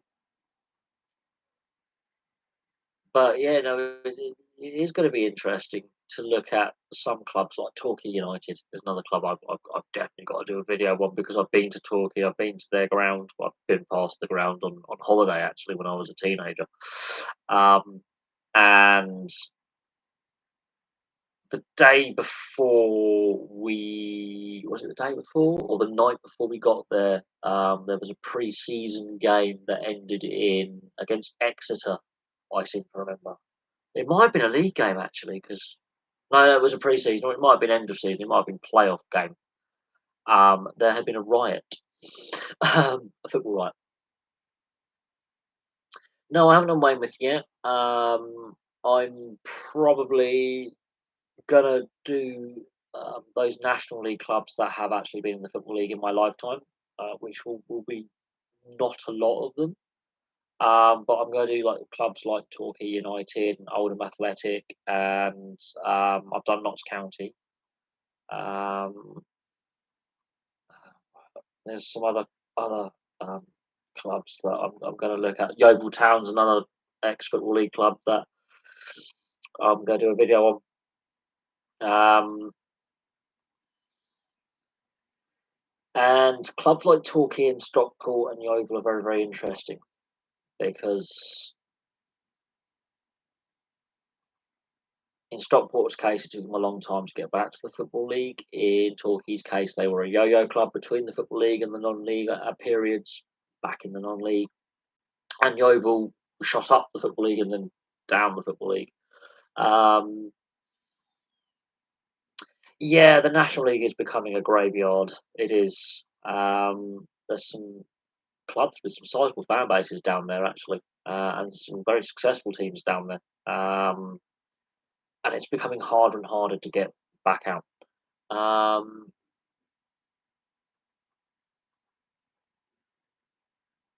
I think I do agree. I do agree. It should be 3 up, 3 down. I think it would be it would definitely refresh League Two and the National League and keep it fresh.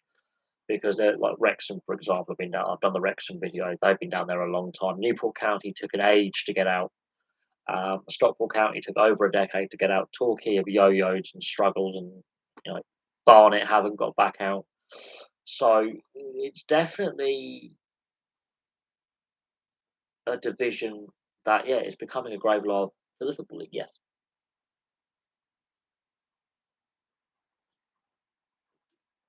And there are some saying that the National League should be brought into the Football League structure and taken out the non-league structure.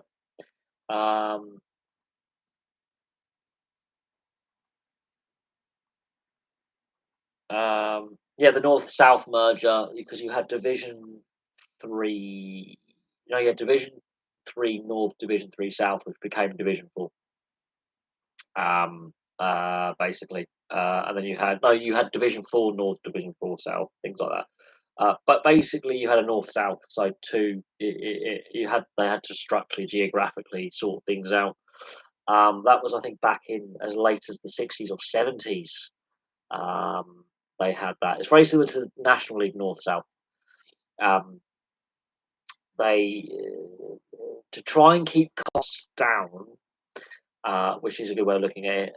They tried to make it a more regional fourth tier. Basically, Division 4 was split into North and South, so the pyramid was actually a little bit different. So it became Division 3 North, Division 3 South. It was a nightmare.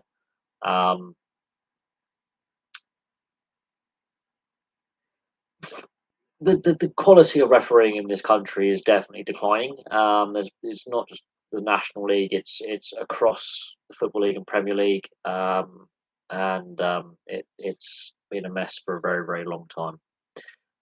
VAR hasn't necessarily helped the situation. I've got to get on my paper now. Right. I am still here. Basically, the situation we have in regards to the in regards to the refereeing standard, I've been critical of the standard for a while now, and it's a fair criticism I've had.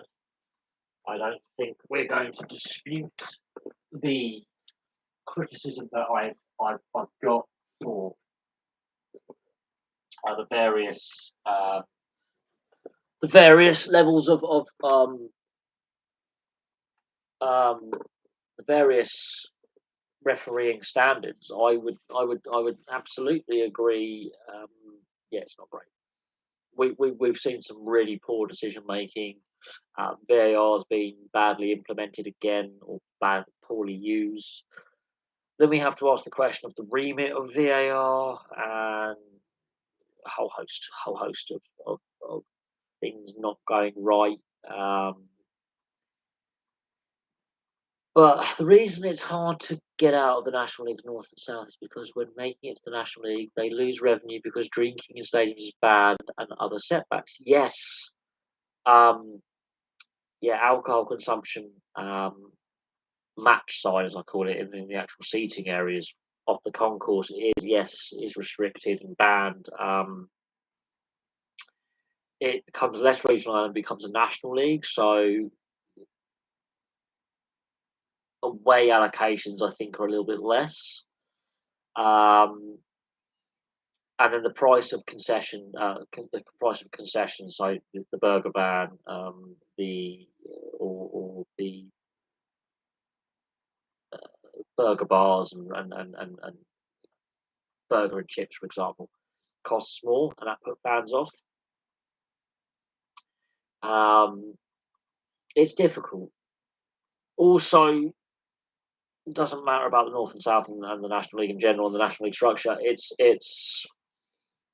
hasn't got a great TV deal, but the lower leagues don't either. So the various revenue streams are lessened, and then clubs become heavily reliant on a good cup run to get exposure. But then that adds to fixture congestion. Of course, the quality level is obviously less. Squad depth is tested. Then there's a whole variety of obstacles. Um,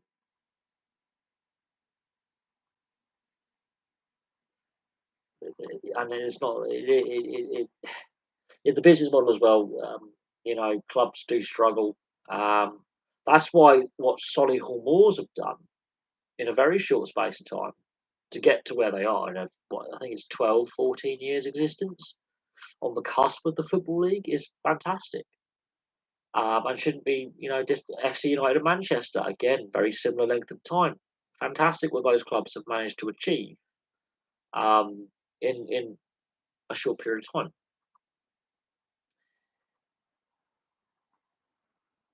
But the clubs that have been in the Football League are structured financially off the field for Football League finances. So this is where I have concerns about Oldham, and I have concerns about Scunthorpe United, another club I've got to do a video on.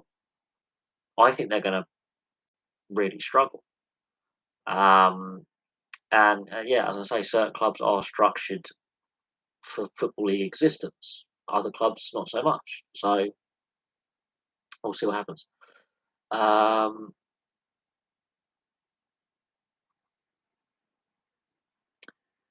Dulwich Hamlet, yes, Dulwich. Or any look. London is a massive urban area. Look how many professional clubs we've done videos on. Look at how many clubs the London and Greater London and the home counties can actually support for fans. So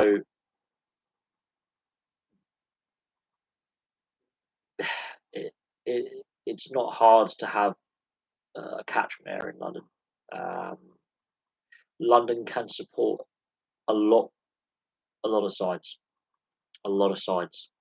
Um, because not only you've got London, you've got the surrounding home counties as catchment areas. So this is where like teams like Charlton, for example, will have fans in Kent.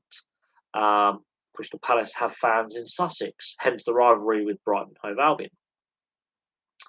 Brentford, Fulham, Chelsea have fans in Surrey, and Berkshire and Buckinghamshire and Hertfordshire. Watford as well. Arsenal and Tottenham will have fans in Bedfordshire and Hertfordshire. Wimbledon will have fans in Surrey. So they have these catchment areas. West Ham, Essex, Leyton Orient, Essex. You see, so it's not just in London. They will have that link to the home counties as well, with the wide catchment areas.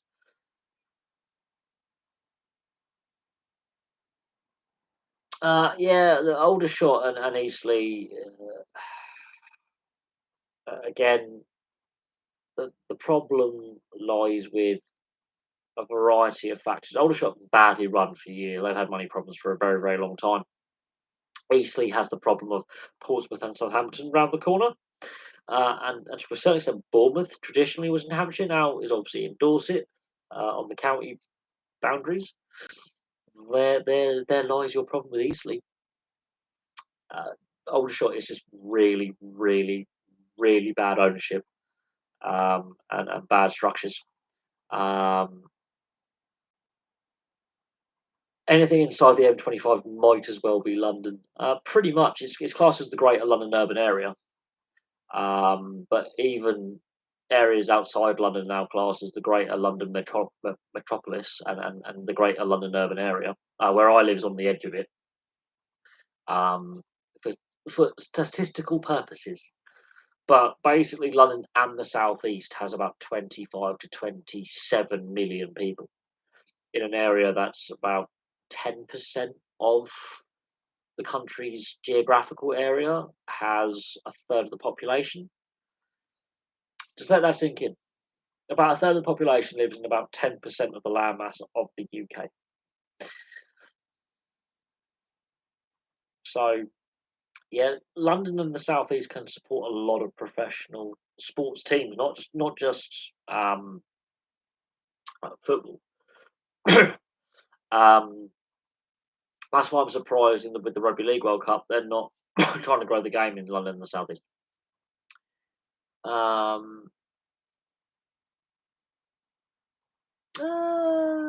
Reading is right on the edge, yes. Guildford already come. Well, Guildford and Woking come under the greater London urban area for statisticians. Hemel Hempstead. I would argue that. I would argue Hemel Hempstead. Southend actually comes under the greater London urban area, and that's a separate city in its own right. Gillingham and Maidstone come under the greater London urban area as well. St Albans does. Luton, even as far away as Luton does.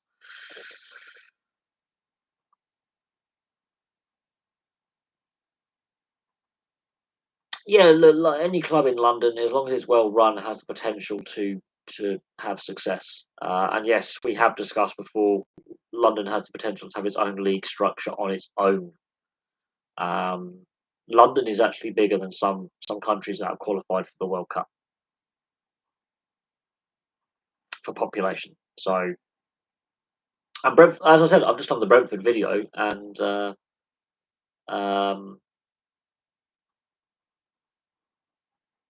Brentford has been around since 1889 as a football club. Brentford is a year younger than the Football League as a club. Crystal Palace was only formed in 1905. Look, if Crystal Palace and Brentford can have solid fan bases and be Football League clubs since 1920 and solid fan bases and decent sized stadiums, if AFC Wimbledon, the original AFC Wimbledon, which became MK Dons, can win the FA Cup, if Leyton Orient can be the first club to have a royal fan in attendance, royalty going to a game, you can see the potential is there. Yes. I've got to do a video on Stevenage, formerly Stevenage Borough Football Club, now Stevenage Football Club. My old next door neighbour used to play for them. Mike Warner was his name. He used to play for Northampton Town and Farnborough Town as well.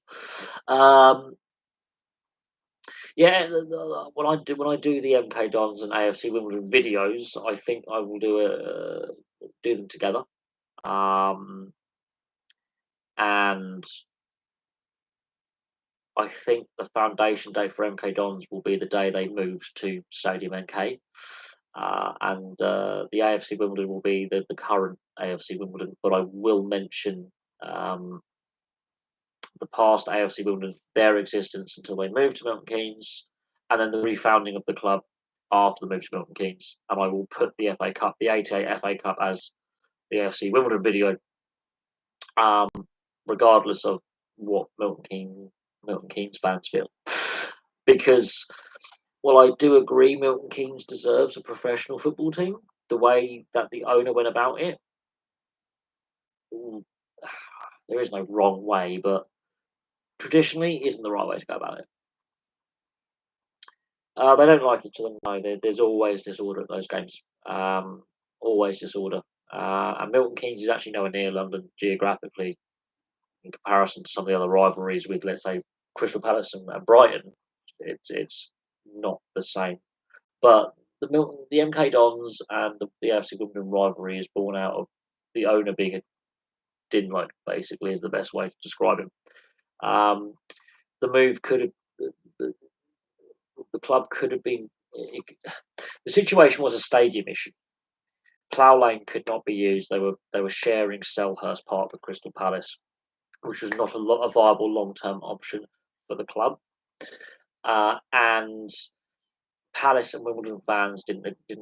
This is Crystal Palace has basically been the dustbin of Selhurst Park has basically been the dustbin of London clubs who have stadium issues, and Crystal Palace have to put up with Charlton and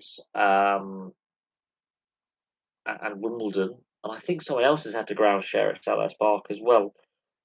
Crystal Palace have had to put up with other clubs sharing their facilities because of their own stadium issues. And it hasn't gone down well historically with fans of Crystal Palace, especially the Charlton ground share. Wimbledon as well, it didn't go down well. And it didn't go down well with the fans of those clubs either, which led to financial problems at these clubs. And Wimbledon was not making money. The fans were staying away. And the situation at Plough Lane was allowed to crumble. The old Plough Lane was it just did not meet safety standards. It fell apart. Um,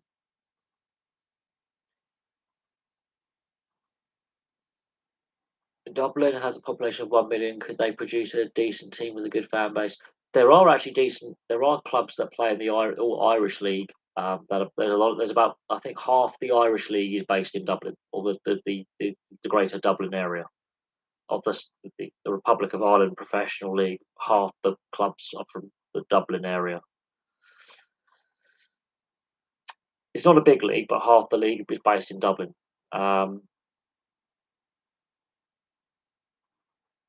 No, I mean, look, the Milton Keynes there's a lot of clubs that, well, a lot of fans up and down the country don't have a lot of love lost for the MK Dons team. The way they've gone about their football league existence, the owner, and when you're trying to build a fan base and build a brand and make it successful, there's a reason why the club are not doing very well. There's a reason why the club haven't made the Premier League, which was envisioned. They've actually gone backwards. And that tells you what you need to know. The owner came at it from an American style point of view. And the stadium issue, the ground share with Crystal Palace, the losing of money, the declining attendances at games, the unrest in the fan base, it was a matter of time before something had to give. The fact that the club was moved and the way it was handled wasn't great, but they've been relegated out of the Premier League. Um, their performances on the pitch weren't great. They were struggling in what is now the Championship, and they moved to Milton Keynes, and the club's gone backwards, in my opinion. That's my opinion on MK Dons. But that's going to be a fun video to do. It's going to be a divisive video. I know that it's going to create a lot of discussion on the channel. And when I do the AFC Wimbledon video, I'll break it into two parts: the old AFC Wimbledon and the new AFC Wimbledon. So that gap in between where MK Dons comes about, the team moves. First part of the history, second part of the history, and I will include the FA Cup success in the AFC Wimbledon video. The MK Dons video will just be on since the team have been in Milton Keynes, and that's how I'm going to do it. I think the EFL trophy has been massively devalued since the Premier League under-21 teams have been allowed, or under-23s, I think, have been allowed to play in it. I think that's completely devalued the competition. And a lot of Football League fans and fans of the lower league clubs basically don't like the format. Hence why attendances at those games are non-existent. But again, it's the devaluing of the domestic cup competitions that's been going on for 25 years. It doesn't matter. If it's the League Cup, the League Trophy, the FA Cup, the FA Vase, devalued. Yeah, how do you sell that to your fan base? Oh, it's us versus the under-23s of a Premier League side. So, how do you sell that to your fan base? You can't. You cannot sell that. That is the FA, the Premier League, and the Football League really screwing up there massively. And I've already done Bradford City. Bradford Park Avenue is a separate video, which I will do separately. But Bradford City, I've already done the video of Bradford City Association Football Club. Bradford Park Avenue, I will do a video on, yes.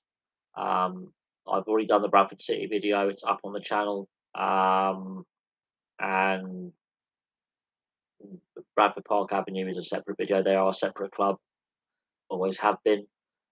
Just Bradford City are in the Football League and Bradford Park Avenue are in the non-league. It's just how it is. Um,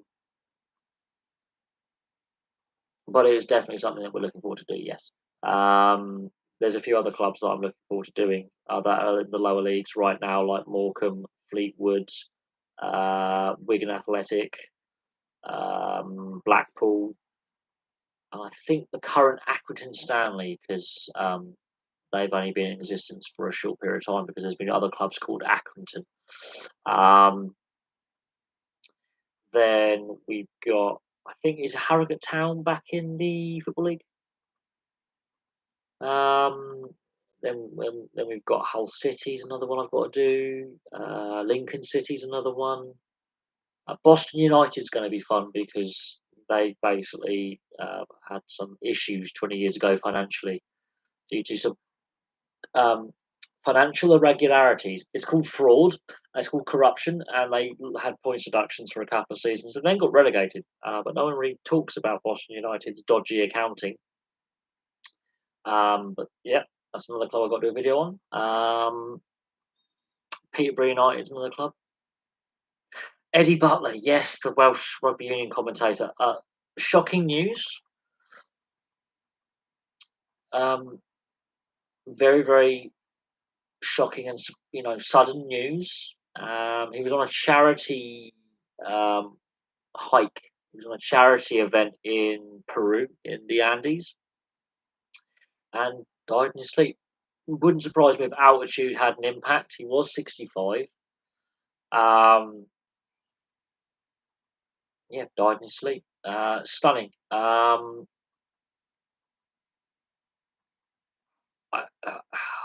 surprised it's taken this long to cover it in the live stream. Yeah, this morning woke up, checked the sports headlines, see what if anything had happened overnight. Obviously, Roger Federer announcing that he's retiring from tennis in the last 24 hours at the end of the month. So we only got a couple of weeks left of Roger Federer playing. That's some big news. But no, Eddie Butler. I don't know what it is with rugby union commentators. There are some really good ones, and there are some really bad ones. And Eddie Butler, I have mixed views on Eddie Butler as a commentator. Sometimes he's brilliant, sometimes he wasn't so good. But the Six Nations is definitely going to have um, a different feel when in February and March and April next year. Different feel, and the World Cup as well on Radio 5 Live. Commentary is not going to feel the same. It's going to be a different feel because he became a bit of an institution over the last 15, 20 years as a commentator on national broadcasts on the Six Nations. So it's going to be different watching the Six Nations without Eddie Butler's commentary. We don't know the cause of death yet. It'll be interesting to see what actually happens with the autopsy and what actually caused his passing. But yes, the Farnborough Town in the FA Cup in 2001. My next door neighbour Mike Warner played in that game at Highbury. He then went on to play for Stevenage Borough. He also played for Northampton Town. So yes, I remember that Farnborough Town team that were in the conference at the time, on the verge of getting into the Football League. It was 2001, and my next door neighbour at the time was man marking Vieira that day and has Vieira's shirt. And they lost 5-1 on the day. But yes, Farnborough Town had money problems and reformed. And I've been to their stadium a few times because it's in the Cove area of Farnborough. It's in North Farnborough. And a few of my mates literally live round the corner from the stadium. I've been in the clubhouse as well. I've been allowed in their clubhouse a few times. A mate of mine used to work in the football club bar, and they've got pool tables and darts and all that. And so I've played a couple of pool matches in there in the various pool leagues. My God, my hair's getting really long and knotted. It's really annoying me. But yes, Aldershot and Farnborough could merge. Um, no, it wouldn't work. The two fan bases hate each other historically, and I used to work in Farnborough, and I used to work in Aldershot. That you are asking, there's a lot of issues with Rushmore right now, and that would not work. Could not do a Rushmore football club. It just would not work, and I don't think the fans would agree with it either. Um, but it is a shame that both Aldershot and Farnborough have had money issues over the last 20, 30 years, and have again off the field been badly run. They've both been really badly run over the years, and it's cost them. And it, it's frustrating as as a football fan. How doesn't matter if it's the non-league or the football league or the Premier League, how badly run clubs are, and the lack of financial um, competence. I think. Well, what is funny is one of Sunderland's old home grounds before they were at Broker Park and the stadium, and then obviously the Stadium of Light was Newcastle Road. It was called Newcastle Road, the old one of the old Sunderland home grounds before they the one I think it was, and there was another one called Horatio Street. Sunderland about 11 home venues, I think. But no, there has been proposals to merge Aldershot and Farnborough before, and that's a big no-no. In my opinion, that's a big no-no. It just wouldn't work. Um, there are other mergers that just wouldn't work. There's been proposals in the past to merge Leighton Orient and West Ham, um, when Leighton Orient have had some money issues in the past. It wouldn't work. Just wouldn't work. And I don't think you would have to get the fans on board, and if they're not on board, you can't. You're not going to have a. That's where MK Dons, for example, and the AFC Wimbledon and all that, and the struggles that MK Dons have had in building a fan base in Milton Keynes, and those fans that decided to follow the club to Milton Keynes were not has led to some of the animosity with two clubs currently. West Ham Orient, that's an interesting one. Um, yeah, that's an interesting one. That's again, it's just when you're trying to get rival clubs to merge together. It's like PSG is formed out of club mergers, and then one of the clubs then reformed and pulled out of what became Paris Saint Germain, but then Paris Saint Germain survived. Um, I think Werder Bremen's a club merger. Kaiserslautern, another one. Um, it happens a lot in European football as club mergers. Um,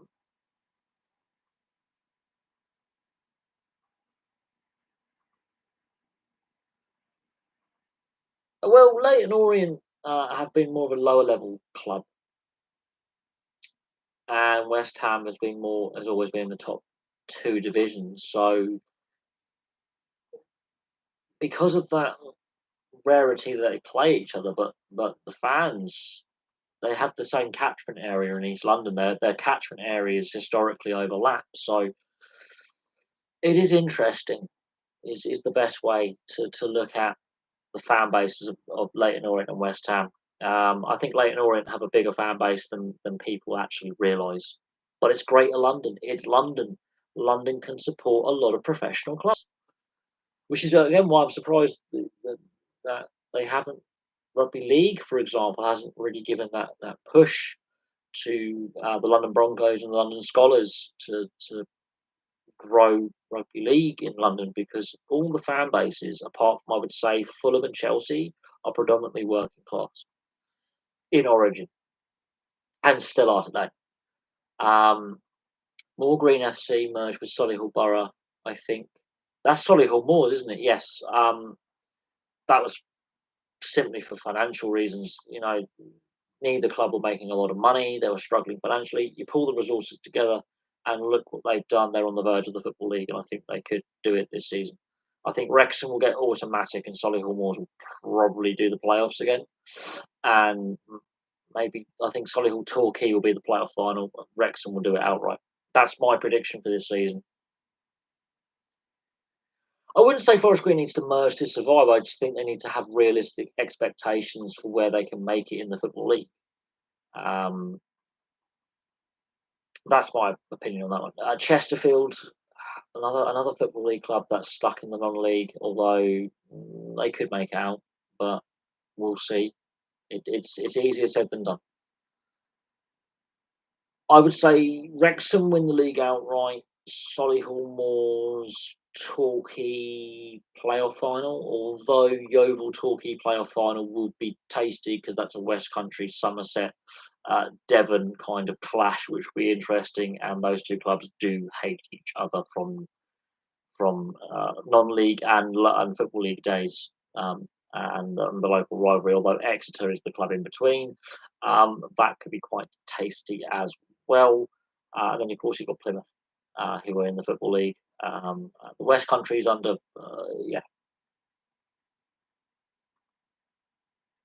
Oh, the old Chester City, yes, they were rejected by the Welsh League. I find that ridiculous because I think they could have boosted the Welsh League's standing and quality level.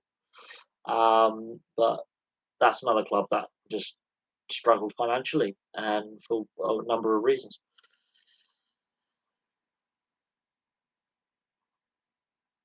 Oh, the documentary they're doing about Ryan Reynolds and Rob McElhenney buying the club and that first season of ownership and this coming season.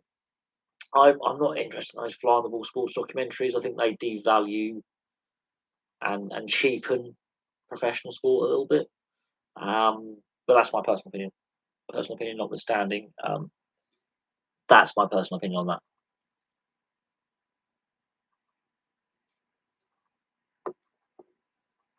Plymouth is the largest. Plymouth Argyle is the largest. Plymouth is a city. Is the largest city not to have a team in the top flight ever. True. Okay, that's interesting. Um, I would think so, yes, but they're not the first time that Hollywood actors have bought a sports team. Um, Russell Crowe obviously owns the South Sydney. Is a part owner of the South Sydney Rabbitohs in the NRL and has been for 20 years. And he's a massive rugby league fan. And there are others as well who have bought stakes in teams or tried takeover bids or declared interest in wanting to become sports owners.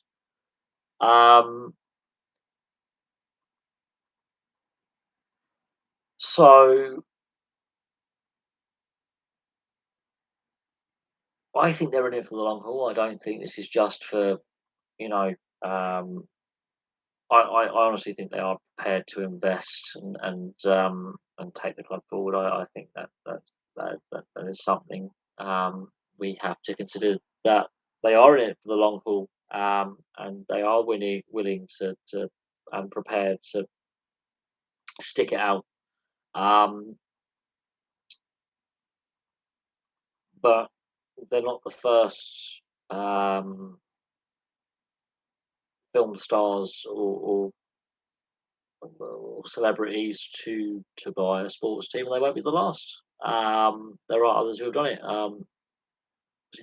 Was it Newman, the actor, had his own NASCAR team, was a part-time racing driver. Rowan Atkinson, part-time racing driver, guy who plays Mr. Bean, and Johnny English, and Blackadder, famously, the British comedic actor. So they're not the first, and they won't be the last. Yeah, Elton John, musician, Watford, yes. So they're not the first, and won't be the last. Delia Smith, well, TV chef, yes, TV personality and a TV chef, yes. Norwich City, that's a good call, good call. So yeah, sometimes you have a celebrity fan who, goes, you know what, I'll buy my football club. that I support. Um, why they chose Wrexham, I don't know. There are, other clubs they could have chosen. They decided to go with Wrexham, um, and we'll see. Going forward, if this is a long term plan, I think it is. Um, and a lot of these actors and musicians and TV personalities, for example, they want to diversify their income and their portfolio because they're not going to always be actors forever. They're not going to be musicians forever. At some point, they will need other income streams. And to be fair, if you run a team right, you can make a lot of money from the investment. Now, they may sell on for a profit. This is another thing. Or they may decide to go, you know what, I want to branch out into several sports teams under this ownership group, much like with Todd Bowley being part owner of the LA Dodgers and the owner of Chelsea. The Fenway Sports Group owning multiple sports teams in a variety of different sports and leagues. So there is that as well. I wouldn't, I wouldn't, I wouldn't say they have limited potential. They have the whole of North Wales that could become their catchment area for fans. And they're a very historical club. We've done the history video, and they have potential.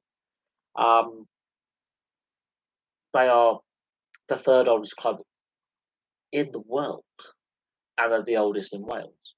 Wrexham has potential to not only get to the Football League but get quite high up the Football League pyramid, and emulate Cardiff and Swansea and play in the Premier League.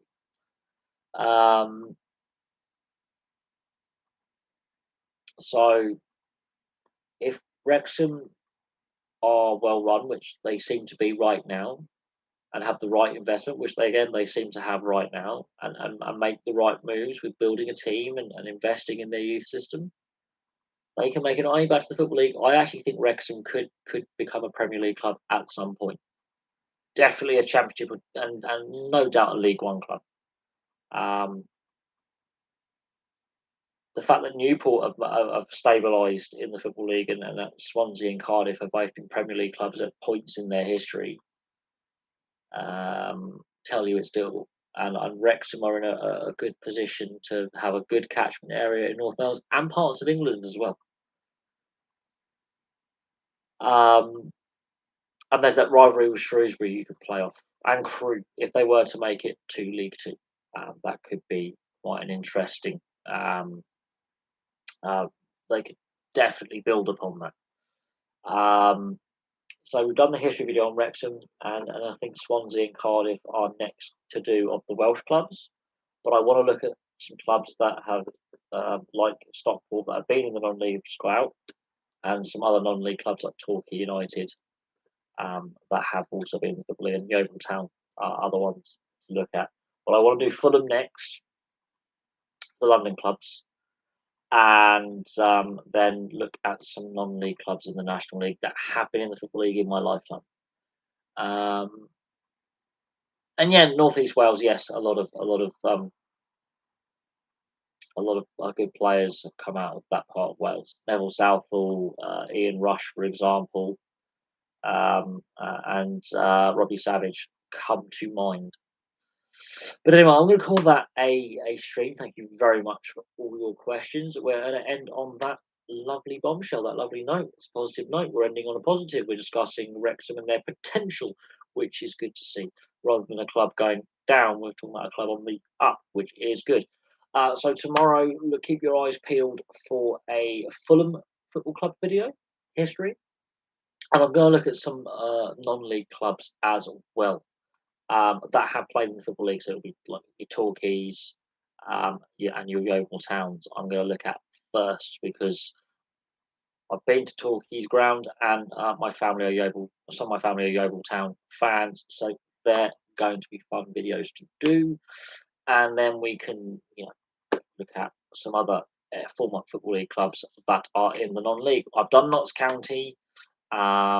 Oldham Athletic and Scunthorpe United, I think, will be on my list of clubs to look at. But there we go. Thank you very much for watching, and I will have some more content for you very, very soon.